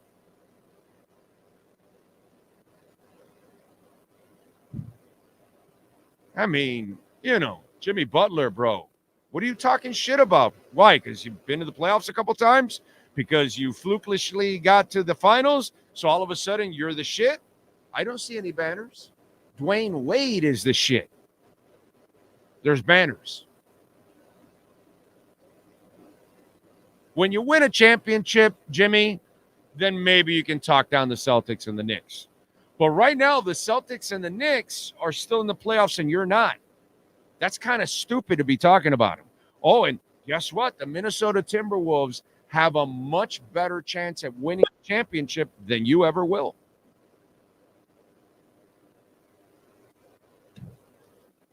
So, we're going to get to the truth here, right? And then finally, Riley on Herro, and I'm going to address that. And then I know I got to go to my guy here who has just popped in. But let me make sure I get the quote at the right spot. So Riley on Tyler Herro. We have to do more to give him that kind of space, but he has to do more to be able to deal with, with a defense that is committed to just stopping you. So he got overloaded, not here. I mean, with Holiday and with White and with Brown and Pritchard, they were like, no, not him. Anybody else can beat us, but not him, especially after game 2 in Bam. And so it made it hard. When you lose Jimmy and Terry and not have those other threats out there, they can't do that kind of stuff. So, but we talked a little bit about, look, it's always going to be about getting stronger, getting your body ready for that kind of physicality. So his major injuries are real, and so we just hope we can get through a season where he's playing, in that 72 to 82 game basis. Maybe one year he will surprise everybody and play every game. I started a little late where he starts with he's been fragile, and then he said everything he said. And Solrak Blonde says, the only thing I don't like about Pat's comments is devaluing an asset statement that he's fragile. That's worse than Haslam's demotion to 6-man. Solak Blonde, let me ask you something, bro. Are you smart? Do you have intelligence? Do you think the entire NBA doesn't see that Tyler's soft and fragile? Nobody wanted him last year. They offered him to everybody. Do you know what that is? Is a franchise knows that guy has no value, and they're stuck with him. So now, guess where they're at now? It's kind of like the Duncan thing. They were stuck with that contract. They were stuck with a shooter that couldn't do anything else. And they got him in a corner and said, bro, we're benching you. You're going to have to start being a basketball player or you're not playing. Well, guess what? Now you can trade Duncan wherever the hell you want. Well, Tyler has now been called out because they know they can't trade him. Apparently, Soul Rack Blonde didn't realize that he's untradeable already. I don't think he realized what happened last year because I'm kind of questioning your intelligence. Just want you to know, Soul Rack Blonde, because you seem to be the only guy on the planet that didn't know Tyler is fragile and soft. I guess you're the only one, but everybody in the NBA and the rest of us kind of knew that Tyler's pretty much soft and broken down and fragile. So now Tyler has been called out. Tyler's not going anywhere because they got to build up his real value in order to trade him. Kind of like Duncan Robinson, my brother. So there is no breaking news here. He didn't devalue shit. It's already been devalued. The guy never plays. The guy breaks down all the time. Okay? And he doesn't live up to challenges. Like the other night when they went after him, he folded like a cheap tent. Okay? So the ball's in his court, my man. That's what's going on. So I love what Riley did yesterday. He called out the people that needed to be called out, and hopefully things will change. It is time to switch gears and talk a little Miami Dolphins football and our Welt and Rheum Miami Dolphins reports with David Furones. All rise, football fans, as the Welt and Rheum Miami Dolphins report with David Furones is in session. Welton Rayom has more than 62 years of litigation experience handling insurance disputes. They are committed to resolving even the toughest insurance claims quickly. Call them for a free consultation. 954-966-4646. Here's Miami Dolphins insider David Furones. Abraham, by the way, says, you called it. You said Jimmy would be out soon. Let me tell you something, bro. If they were listening to me, they would have traded him last year. Okay, just like if the Dolphins were listening to me, they would have traded X 3 years ago right after the 10 interceptions when I said, now's the time to trade him. And then they got 7 interceptions the next 3 years. You got to know when to get off the gravy train at times. That's where I give Belichick a lot of props. that he did that many times. He knew when the bottom was falling out, and he got out before the bottom fell out. And you got to do that with these players. And the Heat have hung on a little too long for Jimmy, just like the Dolphins hung on a little too long with X-Man. All right. How you doing, my man? You doing good? I'm doing well. I wish our last segment would have been a few minutes later, like an hour later. We would have had the Odell Beckham news to talk about. Oh, yeah. But, I mean, I'm good with it. It is what it is. I kind of expected that this thing would happen because he didn't really have a lot of competition. And I think this situation for him was really, really sexy. The deal ended up becoming another steal by Chris Greer, dude. Total steal. Yeah, absolutely. I mean, 3 million base and then up to 8.25 billion. And you know, we were talking about, okay, he won't see anywhere near the 15 million he earned last year.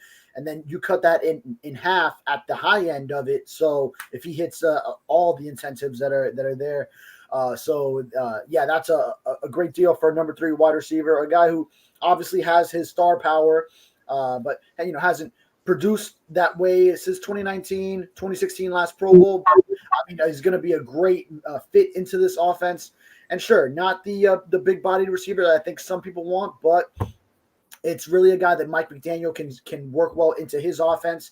And I think he clearly has a type. He clearly has a type because it's Tyreek Hill, Jalen Waddle, Odell Beckham. The 2 receivers they drafted are 5'10" and like 5'8". I think one of them is even. So smaller guys, and I think it's going to work well. It's going to be a good marriage for what the Dolphins need for our number 3 receiver. Oh yeah, no, definitely. It definitely is a perfect fit overall, and I think it puts him in a position where he can complement instead of be a lead guy, which is not what he is, anymore. So to me, this thing made a ton of sense to make the move, and especially fiscally. Oh, man, are you kidding me? That's the one that really makes a lot of sense. So let me ask. Go ahead. Well, you continue to preserve those 2025 comp picks. So, you still have those 2 3s, and I think right now they still slotted to get a 7th as well, even with this. And then, the complementing is the big thing. It's that he can open up things for Tyreek Hill and Jalen Waddle, but then also their presence will open up things for him. There's just not many ways that defenses can go at it by stopping all of them. And then you throw in Jonnu Smith into the mix this offseason as well. So Mike McDaniel is going to be having a lot of fun with all the options he has at his disposal. Yeah, I'm with you there. What'd you think of the Tyreek video about talking about he wants to finish his career as a Dolphin? Yeah, we've talked about it on the show that it depends how many years he wants to still go. If we start tying things together, like he said last year, 10 years is sort of his goal. Then all right, now we're getting to all right, this would be year 9, and then maybe if they stick with him for another year, then he could reach that. But if he wants to keep playing beyond that, and we've talked about how maybe the Dolphins, with all the off the field issues that Tyreek Hill has presented, with just the fact that they did not restructure his deal this offseason, then is sort of are the hints starting to line up that all right, we're not really going beyond what we need to go with Tyreek Hill. Now, if he behaves over the next year or so and continues to produce at this extremely high level, leading the league in receiving yards, 1799 this year, going for 2K, although we know that kind of maybe doesn't fit into the whole team plan.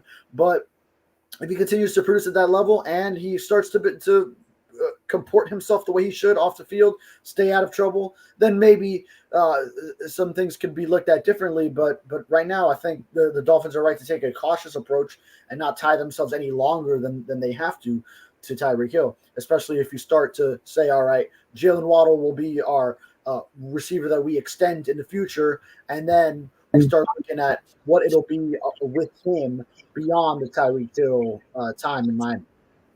I already talked about this, but I don't think he even gets 1,700 yards this year. You know that, right? I mean, they added 4 slot receivers on top of Berrios and Craycraft.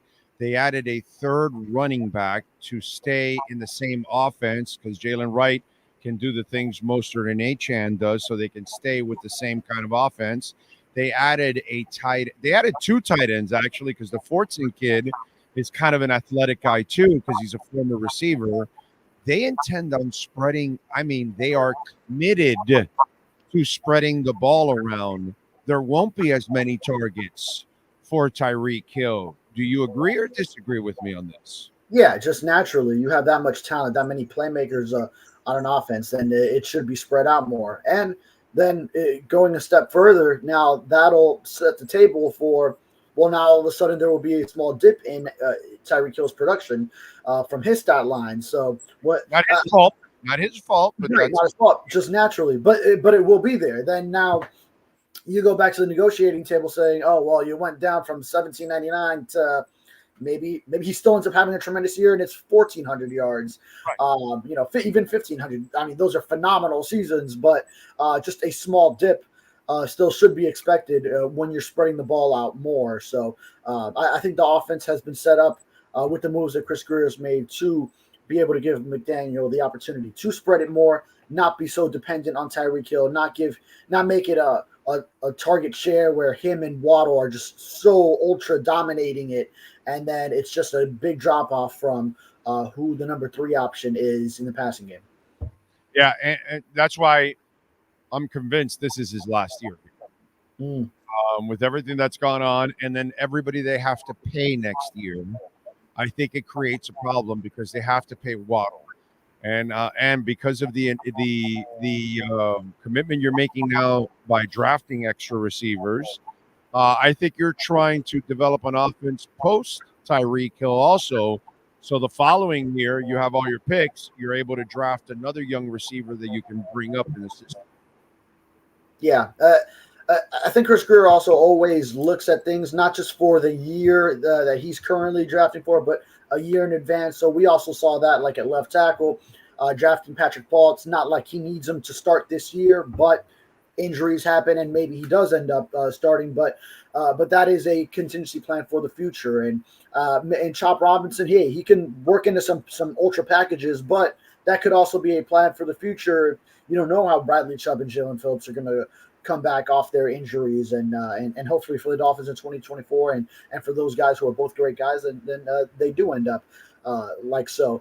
But yes, I think receiver is an area where you do need to look ahead into the future, and you're not always going to have Tyreek Hill and Jalen Waddle together. So I think they try to do the same thing, like you mentioned Xavier Howard at the top of the segment, drafting Cam Smith in the second round. He was a first draft choice that year, while you still had X for another season before you maybe kind of knew that you were going to move on that following year with the post-June 1 cut now this offseason. So you only got 20 defensive snaps out of Cam Smith last year in Vic Fangio's system, but that's sort of a look-ahead move, and then now this will be a key development year for him. So and Waddle will already have that 5th-year option, so you at least have another season to play with there. But the longer you wait, then the more it can turn into like a Christian Wilkins thing, and his price goes up. So depends how quickly you want to make that move. But yes, then a contingency plan in the future could very well be something the Dolphins need to really hone in on. It wasn't this year where they added a veteran there instead of a younger player, but maybe in the next offseason that could be a prime draft positional target. Yeah, and that's why I think that's what's going to end up happening next year. They'll release him, and then they'll draft another young receiver because they've got so many people to pay, and they've got a window to get out of that deal. So I think if Tyreek is smart, he is a really good soldier this year because he's playing for somebody else, not necessarily the Dolphins or the Chiefs. So you better go out there and be in your best behavior because, you want to attract other people to acquire your services next year. That will be very interesting. What are you looking for in – I mean, it ain't much in these things. It's more mental reps, all these camps, but what are you looking for in the rookie camp at least? Yeah, but to put a bow on that last piece, so you're done with Tyreek Hill. You're saying it's 1 year, no chance, not even if he behaves himself this year and produces it. Didn't I do that last year with Christian Wilkins? Didn't I do that 3 years ago with X, and I said he's gone in 2 years, and Byron Jones is gone in a year. Didn't I tell people Flo was fired in the middle of a winning streak? I'm telling you, I know he's gone. I know he's gone. Now, I'm not telling you it might happen. It could happen. I'm telling you, just like I told you the other ones. Yeah, I'll let you guys make your own decisions. I'm telling you, they're done with him. Don't you have a soundbite to play when you do that? Well, go ahead, Sean. I mean, we've had, that prediction has been out there already. I've been telling people for a while.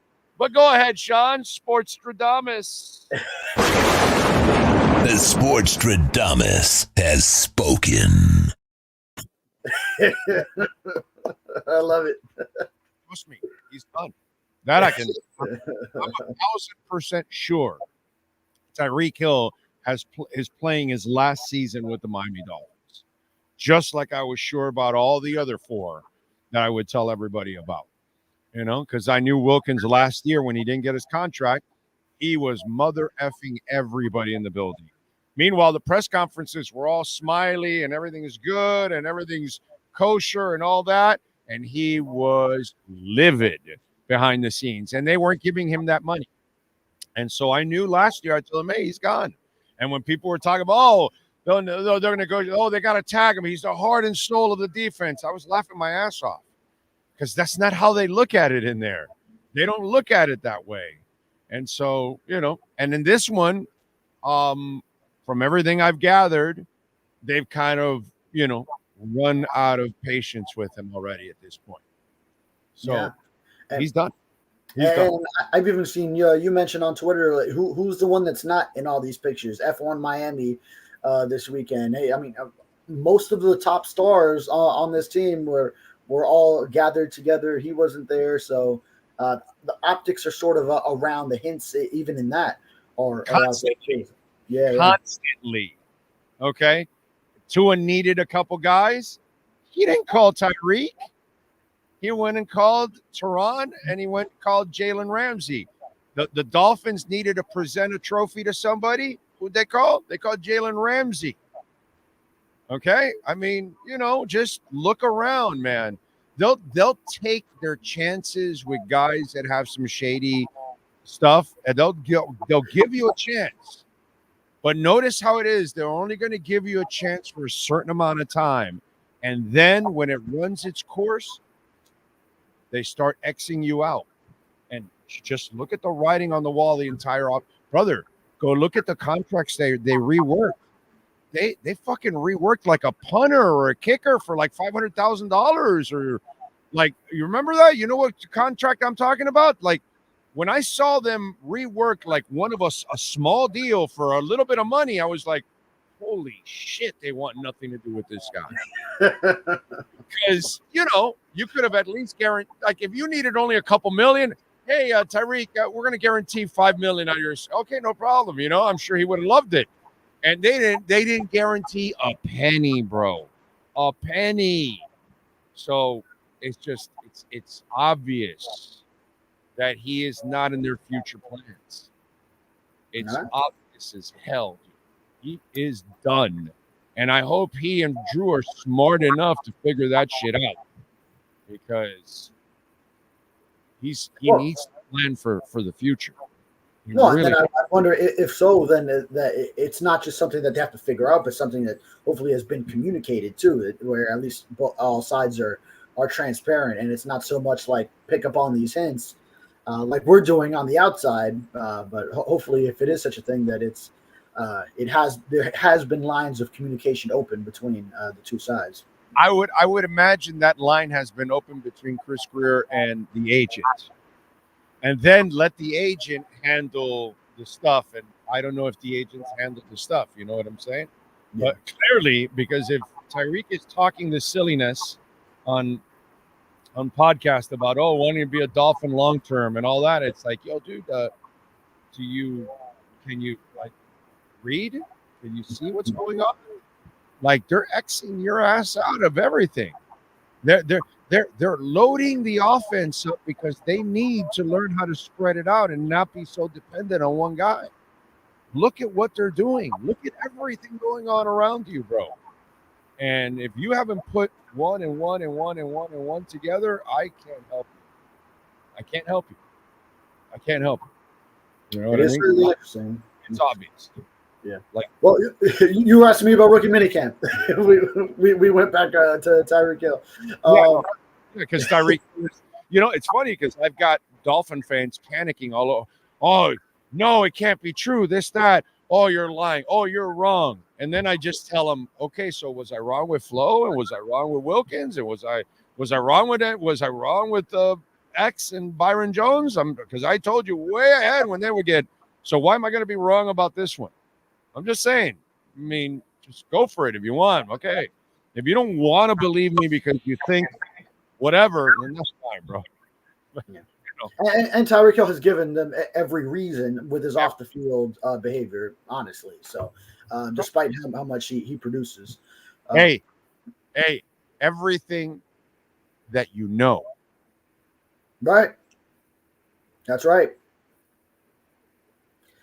But rookie minicamp this weekend. What you don't know, exactly. Anyway, rookie minicamp. What's going on? Yeah. I mean, very limited of what we'll see of drills, but I kind of just want to see, all right, can these guys adapt to a new setting? They're going to be in a professional environment now with a team for the first time. Do they look lost? Do they understand their assignment, understand where they're going, what the coaches want to see?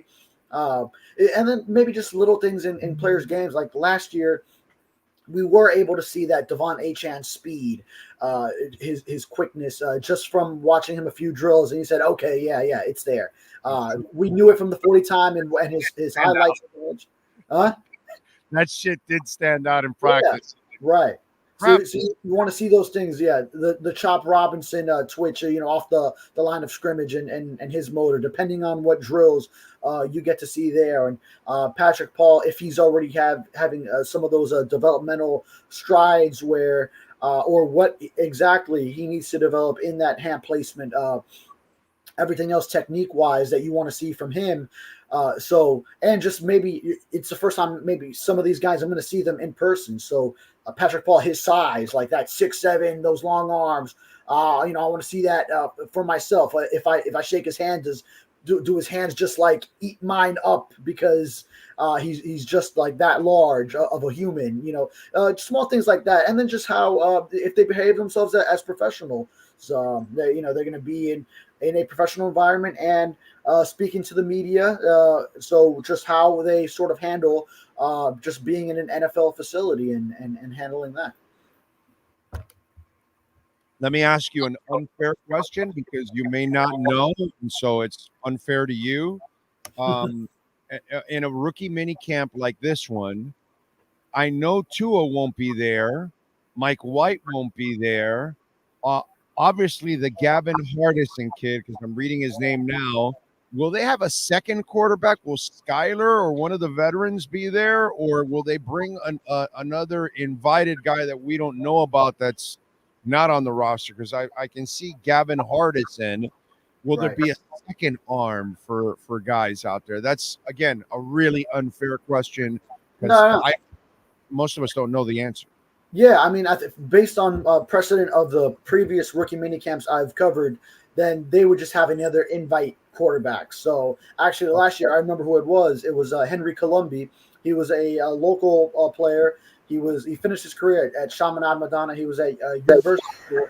I actually covered him in high school, and he was at 3 different colleges. One of them being Utah State. He was actually Jordan Love's teammate over there. He was his backup there. So he was a local kid that then also got a rookie mini camp invite, and it was cool because I hadn't seen him since he was in high school. He actually came over to where I was when we were getting ready for some of the interviews with the undrafted guys, and then he was just there as an invite, but came over, said hello to me. So they'll bring another arm, maybe another guy that didn't get drafted, another rookie mini camp invite, who maybe has also gotten an invitation to another camp with another team, and maybe it's a local guy too.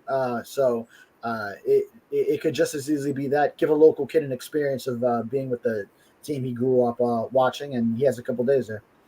I mean, really, we won't get anything until you really put on pads a couple months from now. But I will say over the next couple of months, and into especially when training camp starts, Malik Washington and Muhammad, obviously Chop Robinson we're all going to be focused on him.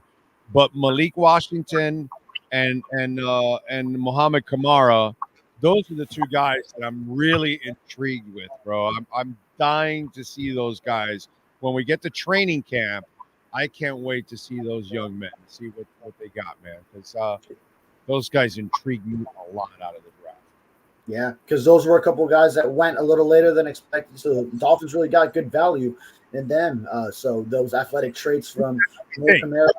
We think, we're hoping. Oh, yeah. Right. Maybe it was all those other teams that were correct. But, yeah. Yeah, but I don't sneeze at a guy that has 30.5 sacks and 45 tackles. Oh, yeah. Sorry. That I don't overlook shit like that. That you got something in you, bro. There's a fire in you that's the kind of shit you can't teach with Muhammad Kamara. So I'm kind of impressed with that. All right, what do you got going on in the Sentinel so folks can check you out? Yeah, actually, right about now we're about to get some interviews with a couple players. I think I'd have to check the email again. I think it was Raheem Mostert and David Long, if I'm not mistaken. So, checking on a couple guys off-season workouts. All right, good stuff there. By the way, did you see the Brady roast? Oh, I'm not done with it. I got like another hour left. So it's really good. They push the limits with some of those jokes, and I love it. Gronk's thing was his homophobe. I don't know. Have you gotten to Gronk yet? Wait, Gronk actually up there? You haven't got to it? Okay, no. So that would be in the last hour, right? It's probably in the last hour. Yeah, he went a little way over homophobic. I mean, like really, really bad. But Giselle is pissed now from all the divorce jokes. Right, I've seen the headlines. Hernandez's wife is pissed because of all the killer jokes. So it's like it's when you're Aaron Hernandez's wife, no, your kids can't look at him as a hero. You said hero, no. Hero, seriously. Yeah, no. Yeah, sweetheart, you're not doing a good job of describing your daughter, her father. Okay, you may not want to, you don't want your daughter walking around saying my daddy's a hero, and then everybody's gonna say, no, your daddy's a killer. Yeah. Yeah, I think you may want to teach your daughter like honesty and the truth and stuff like that. As bad as it is, but maybe But yeah, I mean, what did you expect? But the Giselle ones were. Boy, that was a trip. All right, David, appreciate you as always, my brother. We will catch up later on in the week. Sounds good. Thank you. Follow him on Twitter at David Furones _. Hour number 3 is next. This has been another session of the Welton Rayom Miami Dolphins Report with David Furones. At Welton Rayom, they don't get paid unless you win. They handle complex personal injury claims caused by the fault of another in both state and federal courts. They handle auto, trucking, motorcycle slip and fall, and bicycle accidents. Call 954-966-4646. Welton Rayom can help. For over 16 years, EJDconstruction.com has provided South Florida residents quality craftsmanship, accurate project management, and exceptional service. That's why EJDconstruction.com is an A-rated member of Angie's List and the Better Business Bureau. When you're looking for the right custom home builder for additions or home remodeling, please call my friend Eric at 305-433-4843. That's 305-433-4843 for EJDconstruction.com.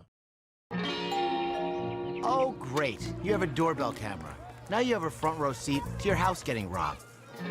They're breaking into my house! Ooh, there goes the TV. I'm sure it'll turn up at the pawn shop. No, not the TV! Just because you can see them, that doesn't mean you can stop them. With Slogans, you get 24-hour monitoring, a free home security system, and professional installation. Plus, free doorbell camera, one that'll actually work for you. Get out of my house! Get out of the house! Call 1-800-ALARM-ME.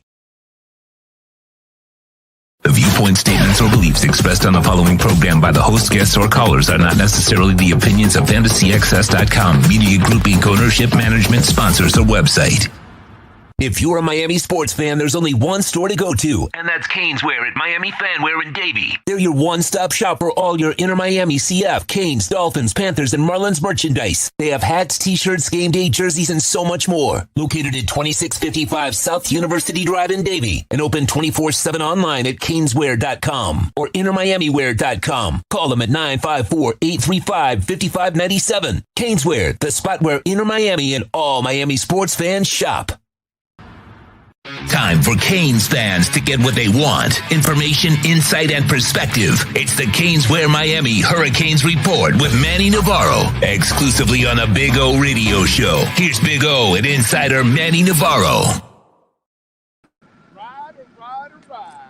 How you feeling, my man? You feeling good? Feeling good, oh. Very proud of my daughter. She tried out for a travel soccer league team up here in Broward County, made the team, plays in her championship game tonight, rec league championship game. So she's progressing, man. Teenage daughter, you know what that's like. You went through that, brother. Yeah, bro. Yeah, no, good luck. That's absolutely fantastic, dude. That's good stuff. And proud papa. I like to see that. By the way, have you seen the Brady roast? I saw a good portion of it. Yes, I did. Yeah, I know it's 3 hours. So 3 hours, lot of commitment there. Oh. Yeah, it's hard to sit down in one sitting. To I was able to do it yesterday. I did sit down with the wife for one sitting and watch it. But it's hilarious. I gotta say, dude, like it's 3 hours and 2 hours and 45 minutes of it is freaking hilarious, dude. I mean, they brought out like that. Some guy just mentioned that the Tony guy. That Tony guy was like 3/4 of the way in. That freaking guy was, I mean, he was on fire, dude. I don't know if you got to that yet. I saw that clip. I saw the clip. Yes. Yeah. I mean, it was good. It was good. It was entertaining. They've pissed off Giselle. Giselle Bundchen is pissed off about the divorce jokes. They pissed off Aaron Hernandez's wife. She's mad because she's trying to paint him as a hero to her daughter, which is really, is that what you want to do? You want your daughter walking around saying my dad was a hero? No, your dad was Dexter. Oh yeah. Oh, I mean, it's funny though. Like they were right. The whole point, like they kept referencing how you can't do these anymore. You can't make these jokes because the whole world is so sensitive. And that's what I loved about it was just they didn't give an F about any of it, dude. And they went at it and they went hard at everybody, dude. Even Robert Kraft with the whole massage thing, like that was awesome. Don Rickles and Red Fox and Richard Pryor are up there going, yeah, that's it. That's it. Yeah. That's how it's done. Yep. Archie Bunker. Yeah. That's how it's done. Yes. Let's go. Yeah, no, they don't have it. I mean, Jeff Ross said that they hadn't done one in a few years because everybody, I mean, listen, the whole Gronk one, that one kind of even made me cringe. It was so homophobic. So that one, I would not be surprised if that one gets a little bit of some ego pushback. But again, look at the guy delivering it. Not very smart. So yeah. Is what it is. Yeah, exactly. You got to it's Gronk. You know what I'm saying? Anyway, all right. So how was the weekend for the Canes? Good, man. They obviously got Simeon Barrow, who's a big-time defensive tackle, guy who started 30 games at Michigan State. I know Michigan State wasn't great last year, but this is a guy who's been a 3-year starter. Big body, 6'3", 290. Plug and play type guy, another guy that you can put into the starting lineup that's going to help you and your run defense. I like the front seven that Mario has put together here. I think the secondary I still have some questions on, but in terms of just a roster build and what Barrow brings to Canes, it's another big body. And ultimately, if you're going to win in college football, you better have a damn good defensive line. And I think they've got one of the better ones, if not the best one in the ACC now, with Ruben Bain and a healthy Akeem Mesidor They still could add one more guy. Tyler Barron's another guy that's still out there, and he's the guy who had 6 sacks last year at Tennessee. So you got another guy like that who's played a lot of football, and you add him to the mix of all the guys that you brought in, C.J. Clark from NC State and Marley Cook from Middle Tennessee, all guys that have a bunch of starts. You throw 6 or 7 guys out there that are 3-year starters, you're going to be in good shape. Well, you're on a freaking roll anyways, because you told us, well, no, the running back, they got the running back. And then last week you mentioned a couple guys, but then I kind of cornered you. I said, no, give me the one guy that they got to get after. And you said the defensive tackle. And sure enough, the defensive tackle. So now you're giving me this guy. So I guess he's going to end up landing this guy too, because you've been kind of on a roll here the last couple of weeks. And I guess Mario he's kind of putting himself in a corner like, bro, you better coach your ass off because you're getting some talent here now, because last year the talent level went up and we thought, okay, the wins did not match the talent level. Well,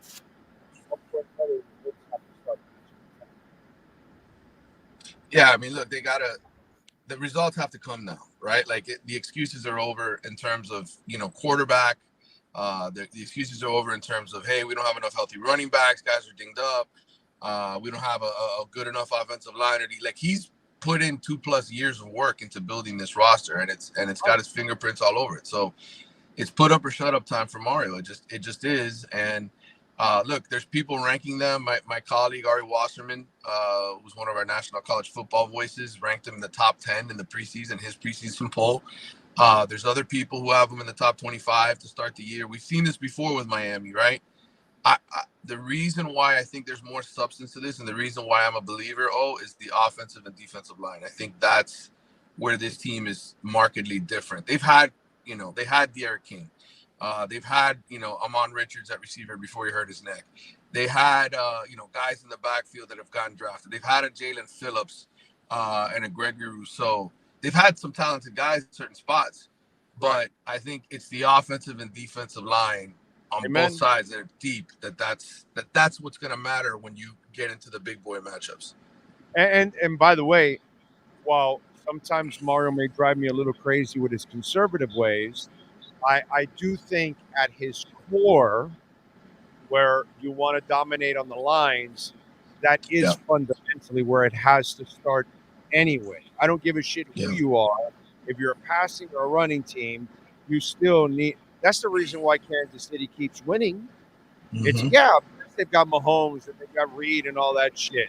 But bro, they got Chris Jones, they got an offensive line, and they got they will beat you up at the point of attack, and that's kind of part of the game. You got to do that. So to Mario's credit, that you have to start there. You know what I'm saying? And then eventually we're going to have to see him, get to the point where, okay, now I need you to be aggressive at times, a little bit more aggressive than you normally are right now, because that's how this game is too at the same time. Yeah, and I think the key here is they've got 3 receivers in Jacoby George, Xavier Restrepo, and now Sam Brown, who they got from Houston, that are all heavy production guys. They've all made big plays. They've all and that's going to be tough for teams to match up with week to week to week. Most teams will have 1 or 2 good cornerbacks, 1 or 2 guys in their secondary that they feel good about. But now you have so many, which is the way Miami used to win, right? Like, hey, you cover Andre Johnson, you double Andre Johnson, and you double Yatil Green or whoever the hell it is on the outside, and then Willis McGahee eats you up coming out of the backfield, or Kellen Winslow down the middle of the field. So they're hoping Elijah Arroyo is back to being what he was supposed to be. If he is, I mean, that's just another guy that is going to be a big part of this offense. So I think offensively, they're going to put up points. I think Cam Ward is the real deal. He did it at Washington State with they started off pretty good, and he really didn't have much in the way of support, man. He's going to have a much better supporting cast here. So for all of those reasons, I'm buying into this and thinking this is going to be a really good year for Mario. Let's hope so, man. We need it in a big time way. Plus, I don't want to see any more changes. I want to see Mario stick and get it done. All I need to see is Mario do better on game day, and then we'll be all right. Everything else he can back up. If they make the playoff, well, that's it, right? We're happy here. Just make the playoff. Yes, please, yes. Yeah. Even though, what is it? Is it 12 teams this year? Does it go to 12? teams make it in, so you could have technically two ACC, teams get in. But let's say they don't even win the ACC, but they get in there as number 11 or number 12, and they're there. I think that's still something that fans will be happy about because they took a big leap forward. Yeah, no, I would be extremely happy. If you get to the playoffs, that means you won more than 9 games. Put it that way. Right. And so that would be obviously big time progress for Mario. So yeah, I would be ecstatic if they get to the playoffs, and if they can challenge for the ACC. Oh my God, yes, that would be really, really satisfying as a Canes fan. Don't forget, you can use our code BIGO10 at Caneswear, whether you go in person or online. And if you order over $99, you will get free shipping. Use our code BIGO10. You will get 10% off. Get your Messi jersey out there, man. They've got some from last year. They've got the new ones this year, the pink or the black. They've got Canes gear, anything and everything practically with the Canes logo on it. Dolphins, Panthers gear, even Marlins gear, for Christ's sake. If you really want to spend money there, it's probably all on a clearance rack at that place, but they've got some Marlins stuff there. So go check out Brett and all the great people out there. What do you got going on in the Athletics so folks can check you out, my man? Well, working on a Miami column and all these new expectations for Mario. I'm doing we just had an ACC mailbag where we talked about a lot of the speculative things. What happens to the ACC, if Florida State and Clemson somehow get their way out. That just ran yesterday in the Athletic. So it's a good article. A lot of people with opinions on that. Grace Rayner, Brendan Marks, 2 other reporters with me, all chipped in on the mailbag. We're gonna have all the offseason sort of looking ahead stuff here in the next few weeks on the website. Who are the best quarterbacks in the league for the ACC, SEC, all the major conferences. Who are the transfer portal winners and losers, all that kind of stuff here in the next few weeks. So that's why I love working for the Athletic. We got a great team and great national reporters across the board, and it's gonna be good stuff. Follow him on Twitter at Manny_Navarro and catch his exceptional work there at The Athletic, and catch him twice a week here doing his thing. Manny, as always, thank you, my brother. We'll catch up on Friday. All right, brother. Take care. Thank you, sir. There you go. Manny Navarro, as always. Appreciate him. Yes. What else do we have going on? By the way, Celtics are favored by 12 over the Cavaliers tonight at 7 o'clock. Over and under is 208.5. Cavs are plus 470. The Celtics are minus 650. I just don't give the Cavs a chance in this series. Mavericks are at the Thunder. Game 1. Thunder are favored by 3.5. Over and under is 218. Mavericks are plus 136 on the money line. The Thunder are minus 162. Thunder should win this series. Remember, you can make a donation through Cash App or Venmo at Cash Big O Show. That is Cash Big O Show, Cash App or Venmo. And, of course, you can also make a Bitcoin donation, which we always love our Bitcoin donations. And right now, Bitcoin is hovering at 63,855. It is continuing to hover in that 63, 64 area, not really moving that much right now. All right, what do we got here on the chat board? Let's see. I think the Dolphins have a great future. The standard Tua is held up to is ridiculously high. I expect 10 wins a year for the next 10 years. I hope so. Let's see. Big O, I think Tyreek will have a great year, but he says he wants to do porn after he retires. There we go. So do I. I want to do porn too after I retire. Let's see. What do we got? Brunson is a guy who just plays and doesn't complain. Yeah, he's a hell of a player, dude. Damn, Big O went hard on Butler and Herro. Yeah, just calling it the way it is. It's not really hard. It's the truth. Let's see. The team would be lucky to win 6 games without the cheetah. Well, they're going to have to learn to do that next year. Chase one says, Big O usually pretty spot on with the Fins. Yeah, we are. Abrams says, I believe in the Sportstradamus. Lewis says, the best at Dolphin predictions. That we are. Gordon says, never question the Sportstradamus. He's still the best Dolphin receiver in your lifetime. Probably Chase one, since you're a young guy. Yeah, definitely. Us older guys, we're going to say Duper, Clayton, and Warfield easily ahead of him.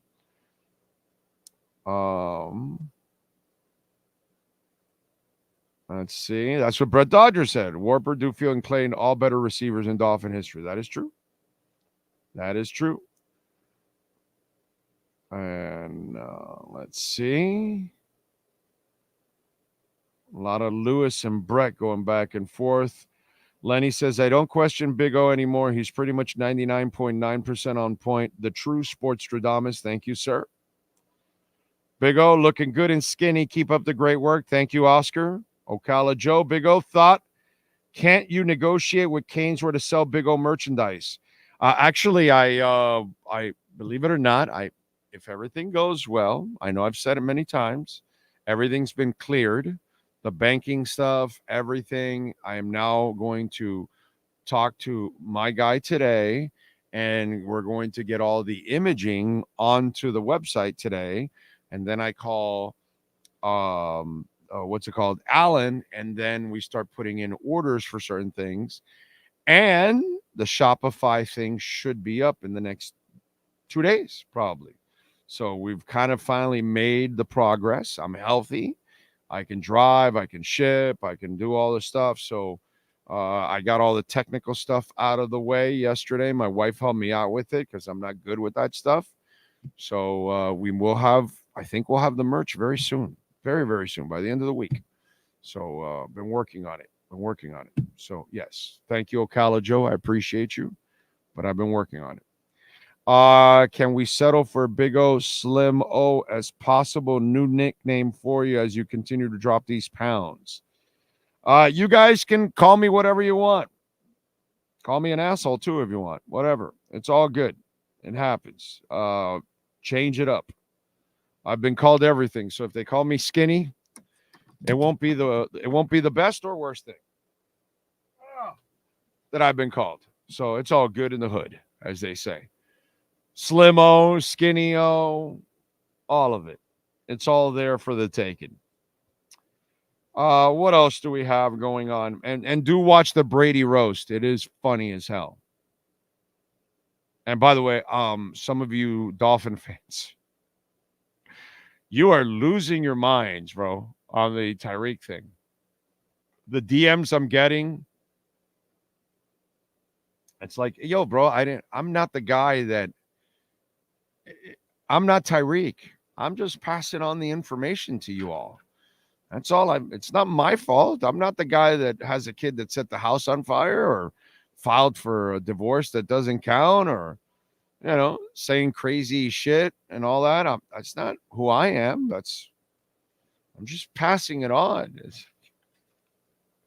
I love when I say something and then I'm used as the evil guy for it when I'm just trying to get you the information. That's all I'm doing. I'm not doing anything else.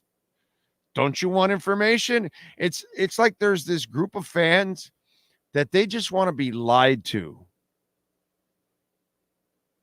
They just want to be taken on rides because, the media does that a lot. They'll take you on a ride with Dalvin Cook. We're not going to take you on a ride for Dalvin Cook. We'll tell you exactly what's going to happen.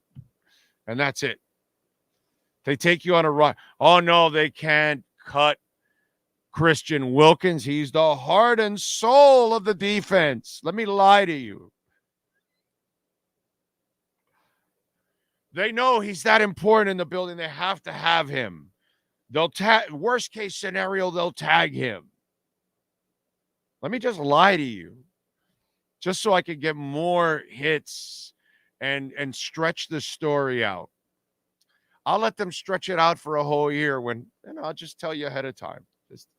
And I got people losing their minds because I'm saying that this is Tyreek's last year. They're losing their minds. You had that one guy. Well, they won't win 6 games without him. I mean, what was Flo's record one year? The second year? What was it? Wasn't it like 9 wins or 8 wins or something like that the second year? Did they have Tyreek? I'm just wondering. What was that second year for the Dolphins? You guys remember? Let's see here. I shall tell you now. Oh, no, this one doesn't have the years. But I'm pretty sure it was like 8 or 9 wins or something. Right? But they won't win 6.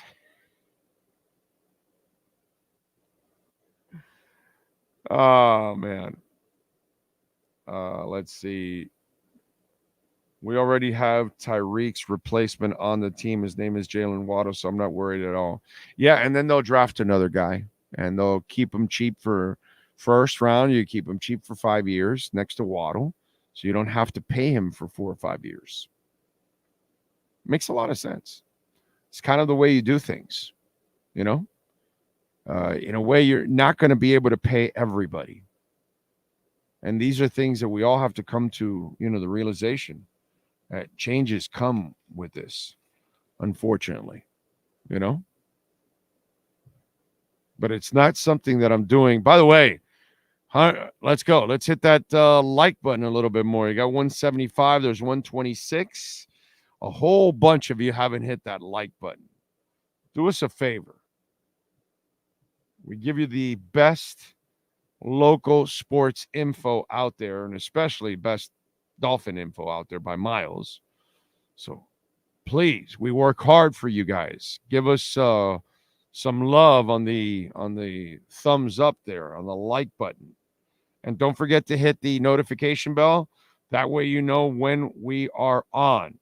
And remember, if you listen or watch the show later on in the day, you can make a donation anytime, Cash App or Venmo. You can send in your questions, your comments, your concerns, all kinds of good stuff. Okay? I can't wait to buy me a big O, nice, amazing baseball cap. It's coming. We already have them made. We have a Big O Show Bitcoin cap too, which is pretty cool.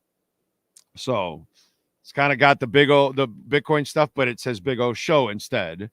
So it's actually really, really cool. And so I'm looking forward to that. But yeah, we got some stuff that's been created that's pretty cool, and we'll start to create more stuff too. But first, I got to get this whole thing going. You know what I'm saying? But today, hopefully, I will have all of the imaging so I can then load it up to our Shopify website, which I think it's bigoradioshow.shopify.com. I think I'm even telling you before it's even up. You know, I don't even know. Does it work? Would that if I wonder if that works? Let's see. Big O Radio Show dot Shopify.com. Yeah. Oh, there you go. My Shopify. Big O Radio Show, myshopify.com. And then it says opening soon. There you go. And then it says be the first to know when we launch, and you can put your email. So if you go to bigoradioshow.myshopify.com, it'll pull it up, and it says be the first to know when we launch. You can put your email in there. Okay, bigoradioshow.myshopify.com. Okay, so there you go. Okay, and then you can put your email, and the second I fire it up, you will know right away, and you can get yourself a hat, a shirt, whatever it is that we have there to sell, and support the hell out of our show. That'll be another way you guys can do it. How about that? We good? We good? Okay. I think we are done here. I appreciate Ira Winderman, David Furones, and Manny Navarro, as always. Sean Stanley, the man, the myth, the legend that always gets it done. We shall see all of you tomorrow. Thank you if you sent in a super chat or, of course, a Cash App or Venmo at Cash Big O Show. Visit our amazing sponsors, Welton Rayom, Hialeah Park, Cutter's Edge Pro, Caneswear, Acura of Pembroke Pines, Toyota of Hollywood. We got a lot of great sponsors. Please make sure you visit our amazing sponsors. That's how we survive. That's how we thrive. Sloman's, 3A Graphics. There you go. Welton Rayom, I like it. There we go. He is shuffling Perdomo. Thank you. Thank you. See you tomorrow. Same time, same place, same bat channel.